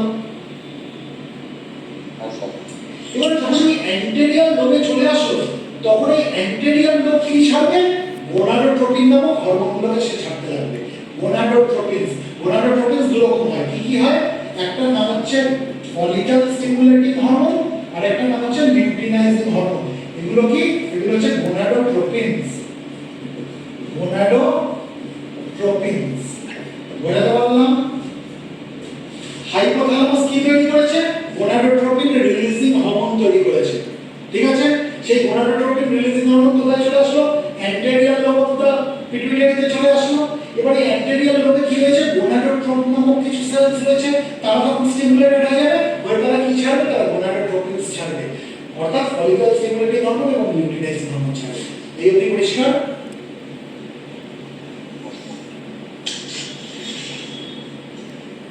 এই অবধি পরিষ্কার? হ্যাঁ স্যার। এবার প্রথমে যেটা ছাড়বে সেটা হচ্ছে ফলিকল স্টিমুলেটিং হরমোন। এবার নাম থেকেই বুঝতে পারছি ফলিকল স্টিমুলেটিং হরমোন, তার মানে এরা কোনটাকে স্টিমুলেট করছে? এরা ফলিকলকে স্টিমুলেট করছে, ওভারিয়ান ফলিকলকে স্টিমুলেট করছে। যত ফলিকল স্টিমুলেটিং হরমোন রিলিজ হবে তত ওভারিয়ান ফলিকল ম্যাচিওর হতে হতে যাবে, আর যত ম্যাচিওর হবে তত সে ইস্ট্রোজেনকে রিলিজ করতে লাগবে। বুঝতে পারলাম? তার মানে আমরা যখন ফলিকুলার ফেজটা পড়েছিলাম মনে করে দেখো, ফলিকুলার ফেজ এই যে day 1, day 2, day 3, day 4, day 5 অবধি মেনস্ট্রুয়েশন চলছে, ঠিক আছে? তারপরে ফলিকুলার ফেজ কন্টিনিউ হচ্ছে কত অবধি? আপ টু ডে 14 অবধি। বুঝতে পারলাম? তারপরে লুটিয়ার ফেজ শুরু হচ্ছে, আমরা এটা পড়েছিলাম তো। এবার মেনস্ট্রুয়াল ফেজ চলে গেল, মেনস্ট্রুয়েশন কমপ্লিট হয়ে গেল, ইস্ট্রোজেন লেভেল বাড়তে লাগলো, ফলিকল ওভারিয়ান ফলিকল কি করছে? ইস্ট্রোজেন লেভেল বাড়াচ্ছে। এবার যত ফলিকল স্টিমুলেটিং হরমোন রিলিজ হচ্ছে, যত গোনাডোট্রোপিন রিলিজিং হরমোন হাইপোথ্যালামাস থেকে পিটুইটারিতে আসছে, তত পিটুইটারি কি তৈরি করছে? তত গোনাডোট্রোপিনস তৈরি করছে। এই গোনাডোট্রোপিনসের মধ্যে কি রয়েছে? Follicle stimulating hormone. যত ফলিকল স্টিমুলেটিং হরমোন রিলিজ হবে তত ওভারিয়ান ফলিকল ম্যাচিওর হবে, হতে হতে হতে হতে যখন সেটা 14 নম্বর দিনের কাছাকাছি পৌঁছাবে তখন কি হয়ে গেল? ওভারিয়ান ফলিকল ম্যাক্সিমাম ম্যাচিওর হয়ে গেল। বুঝতে পারলাম? যেটা আমরা কি বলেছি, গ্রাফিয়ান ফলিকল, তার বিশেষ নাম হলো গ্রাফিয়ান ফলিকল, তার মধ্যে ওভামটাও ম্যাচিওর হয়ে গেছে, তাই তো? গ্রাফিয়ান ফলিকল তৈরি হয়ে গেছে, ওভারিয়ান ফলিকলটা ম্যাক্সিমাম ম্যাচিওর হয়ে গেছে। এবার তার ওভাম রিলিজ করার সময় ইস্ট্রোজেন লেভেল বেশি। এই অবস্থায় একটা সিগন্যাল তখন অ্যান্টেরিয়র লোবে যাবে পিটুইটারি, কি যে ইস্ট্রোজেন লেভেল ম্যাক্সিমাম হয়ে গেছে, এবার কিন্তু ওভারিয়ান ফলিকল থেকে ওভারিয়ান ফলিকল থেকে ওভামকে রিলিজ করার সময় হয়ে গেছে। তুমি ইমিডিয়েটলি লিউটিনাইজিং হরমোনকে বার করো, সঙ্গে সঙ্গে এই অ্যান্টেরিয়র লোব কি করবে? লিউটিনাইজিং হরমোনকে রিলিজ করে দেবে। বুঝতে পারছো? এই ফলিকল স্টিমুলেটিং হরমোন লেভেল যখন আস্তে আস্তে বাড়ছিল, ইস্ট্রোজেনের লেভেল যখন আস্তে আস্তে বাড়ছিল, লিউটিনাইজিং হরমোনের লেভেল কিন্তু ওই হবে না, এর একটা শার্প রাইজ হবে, হট করে বেড়ে যাবে। আর যখন এই লিউটিনাইজিং হরমোনের লেভেল রক্তে হট করে বেড়ে গেল, তখন ওভারিয়ান ফলিকল থেকে কি হয়ে যাবে? ওভামটা রিলিজ হয়ে যাবে, অর্থাৎ গ্রাফিয়ান ফলিকল থেকে ওভামটা রিলিজ হয়ে গেল। বুঝতে পারলাম? অর্থাৎ ডে 14 কি হলো? ওভুলেশন হলো। ক্লিয়ার? আচ্ছা স্যার। আর যে ওভুলেশন হয়ে গেল সঙ্গে সঙ্গে ইস্ট্রোজেনের লেভেল আমার কমতে লাগবে, ঠিক আছে? এবার গ্রাফিয়ান ফলিকল কিসে কনভার্ট হয়ে গেল? কর্পাস লিউটিয়াম, তাই তো? এবার কর্পাস লিউটিয়াম কি ছাড়া হচ্ছে? প্রোজেস্টেরন। এবার প্রোজেস্টেরনের লেভেল বাড়তে লাগছে, কারণ কি? যাতে ইমপ্ল্যান্টেশনটা ভালোভাবে হয় সেটা তো দেখতে হবে, তাই না? তার নারিশমেন্ট প্রয়োজন, সেটা দেখতে হবে, তাই প্রোজেস্টেরনের লেভেল বাড়তে লাগছে। কর্পাস লিউটিয়ামে যখন কনভার্ট হয়ে গেল, যখন গ্রাফিয়ান ফলিকল কর্পাস লিউটিয়াম তৈরি হয়ে গেল ওভুলেশনের পরে, তখন কি শুরু হতে লাগলো? প্রোজেস্টেরনের লেভেল বাড়তে লাগলো, ঠিক আছে? অর্থাৎ লিউটিয়ার ফেজ শুরু হয়ে গেল। এবার লিউটিয়ার ফেজের শেষের দিকে আবার ইস্ট্রোজেন লেভেলও বাড়বে, কারণ কর্পাস লিউটিয়াম ইস্ট্রোজেনও ছাড়ে। এই যে ইস্ট্রোজেন আর প্রোজেস্টেরনের খেলা, এটা আমরা কোথায় দেখতে পাচ্ছি? ওভারিতে দেখতে পাচ্ছি, তাই তো? তাহলে দেখো, হাইপোথ্যালামাস থেকে আমরা কি দেখছি? Gonadotropin releasing hormone. পিটুইটারি থেকে আমরা কি দেখতে পাচ্ছি? গোনাডোট্রোপিনস। আর ওভারিতে আমরা কি দেখতে পাচ্ছি? ইস্ট্রোজেন আর প্রোজেস্টেরন। তাহলে এই পুরো তিনটে জিনিস একটা অ্যাক্সিস তৈরি করেছে, একটা সম্পর্ক মেইনটেইন করেছে, হাইপোথ্যালামাস, পিটুইটারি এবং ওভারি। এই পুরো জিনিসটাকে বলা হচ্ছে hypothalamic pituitary ovarian Axis, hypothalamic pituitary ovarian Axis, বা হাইপোথ্যালামিক হাইপোফাইসিস ওভারিয়ান অ্যাক্সিস। বুঝতে পারলাম? শর্টে এটাকে এইচপিও অ্যাক্সিস বলে, এইচপিও অ্যাক্সিস, অর্থাৎ হাইপোথ্যালামিক পিটুইটারি ওভারিয়ান অ্যাক্সিস। এই তোমাদের কাছে পরিষ্কার হলো? তাহলে চিন্তা করো, একজন মহিলার দেহ কতটা কমপ্লিকেটেড, তাই না? কত কিছু হয় তার শরীরের মধ্যে। তাহলে আমরা ইন্টারনাল অ্যাসপেক্ট দিয়ে কিন্তু আমরা মোটামুটি একটা আলোচনা করে নিলাম। এবার আমাদের খুব ছোট্ট করে একটু আমরা এক্সটার্নাল অ্যাসপেক্ট নিয়ে আলোচনা করবো, কারণ এক্সটার্নাল অ্যাসপেক্টে বেশি কিছু বলার নেই, আমরা সবাই জানি। এটা বুঝছি তাহলে?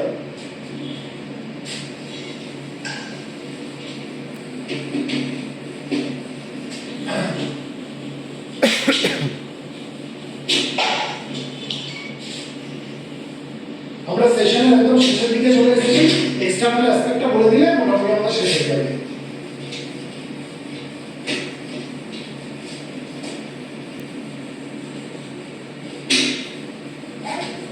আমি খুব একটা ভালো ছবি আঁকি না, একটু কষ্ট করে বুঝে নিতে হবে। ধরো কোনো মহিলাকে তুমি এইভাবে শুয়ে রেখেছো, এইভাবে শুয়ে রেখেছো, পাটা এদিকে রয়েছে, পাটা দয়ের মতো করা, তুমি তার দুটো পাকে এরকম করে সরিয়েছো, ঠিক আছে? এবার তুমি কি ভিউটা পাচ্ছ না? যদি ছবিটা ছবিটা এমন করে একটা ভালো আঁকতে পারি না, একটু কষ্ট করে বুঝতে হবে।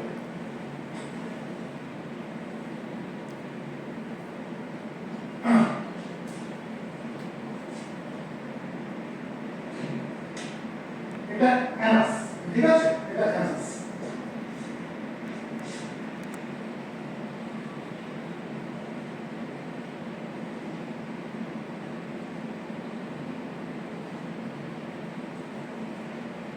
মানে এটা ধরো একটা পা, ঠিক আছে,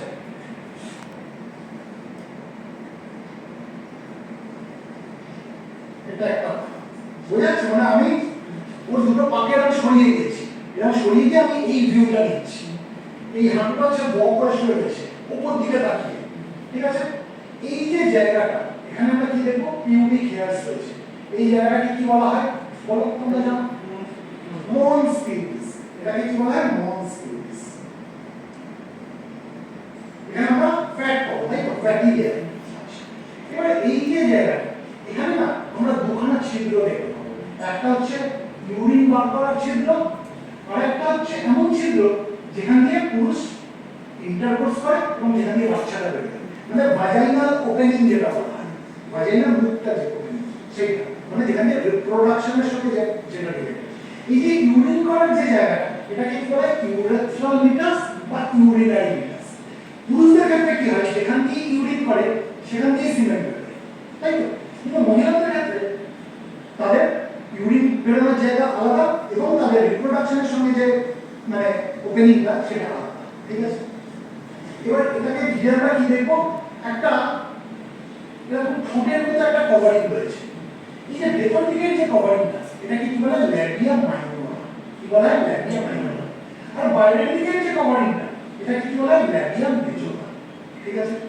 এবার এই যে ভাজাইনাল যে ওপেনিং যেখান দিয়ে ঢুকে গেলে ভাজাইনাটা ভেতর দিকে রয়েছে, এখানে না অনেক সময় একটা পর্দা দ্বারা এরকম কভার করা হয়। সবসময় থাকবে না, থাকবে, কিন্তু এটা মানে আইডিয়ালি এটা থাকা উচিত। এই যে পর্দাটা এটাকে আমরা হাইলাইট, ঠিক আছে। এবার কেন বললাম এটা অনেক সময় থাকে না? কারণ অনেক মহিলারা আছে যারা স্পোর্টসের সঙ্গে রিলেটেড, লং প্রসঙ্গ করে, ঠিক আছে, অ্যাথলেট বা সাইকেল চালায়, ঘোড়া চালায়, এই যে এইসব কারণে কি হয়, অনেক সময় হাইলাইটটা ছিঁড়ে যায়। পুরুষদের একটা ভুল ধারণা থাকে, সেটা হচ্ছে যে যখন বিয়ের পর প্রথম ফুলসজ্জায় বা যে সময় প্রথম তার ইন্টারকোর্স করতে আছে, যদি দেখে যে পর্দাটা নেই, হাইমেনটা নেই, সে ধরেই নেয় এই মহিলাটা আগে ইন্টারকোর্স হচ্ছে। এটা সম্পূর্ণ ভুল ধারণা। হাইমেন প্রথম ইন্টারকোর্সে ছেড়ে এটা ঠিক, কিন্তু ইন্টারকোর্সেই যে হাইমেন ছিঁড়বে এরকম কোনো ব্যাপার নেই। সে হয়তো সাইকেল চালায়, তার হাইমেন ছিঁড়ে যেতে পারে, বুঝতে পারছো? তার মানে এটা দিয়ে কিন্তু সেই মহিলাটি কতটা মানে তিনি আগে কোনো সম্পর্ক ছিল বা ছিল না এটা বিচার করা যায় না। এখানে কি থাকে, একটা সেন্সিটিভ একটা জায়গা থাকে যেটাকে বলে ক্লিটোরিস, মারাত্মক সেন্সিটিভ জায়গা। পুরুষদের ক্ষেত্রে যেমন পেনিস, মহিলাদের ক্ষেত্রে হচ্ছে ক্লিটোরিস। এই যে পুরো যে জায়গাটা, পুরো জায়গাটাকে কি বলে? ভালভা। ভালভার মধ্যে আমরা বের করতে পারছি। তাহলে this is all about external genitalia, ঠিক আছে। তাহলে আমরা internal aspect of the female reproductive system বুঝলাম, আমরা মেনস্ট্রুয়েশন এবং মেনস্ট্রুয়াল সাইকেলের ডিফারেন্স বুঝলাম, আমরা হাইপোথ্যালামিক পিটুইটারি ওভারিয়ান অ্যাক্সিস বুঝলাম, এবং আমরা এক্সটার্নাল জেনিটালিয়া আমরা বুঝে গেলাম, ঠিক আছে। তাহলে এই অবধি আমাদের কাছে পরিষ্কার। এখানে শেষ করি।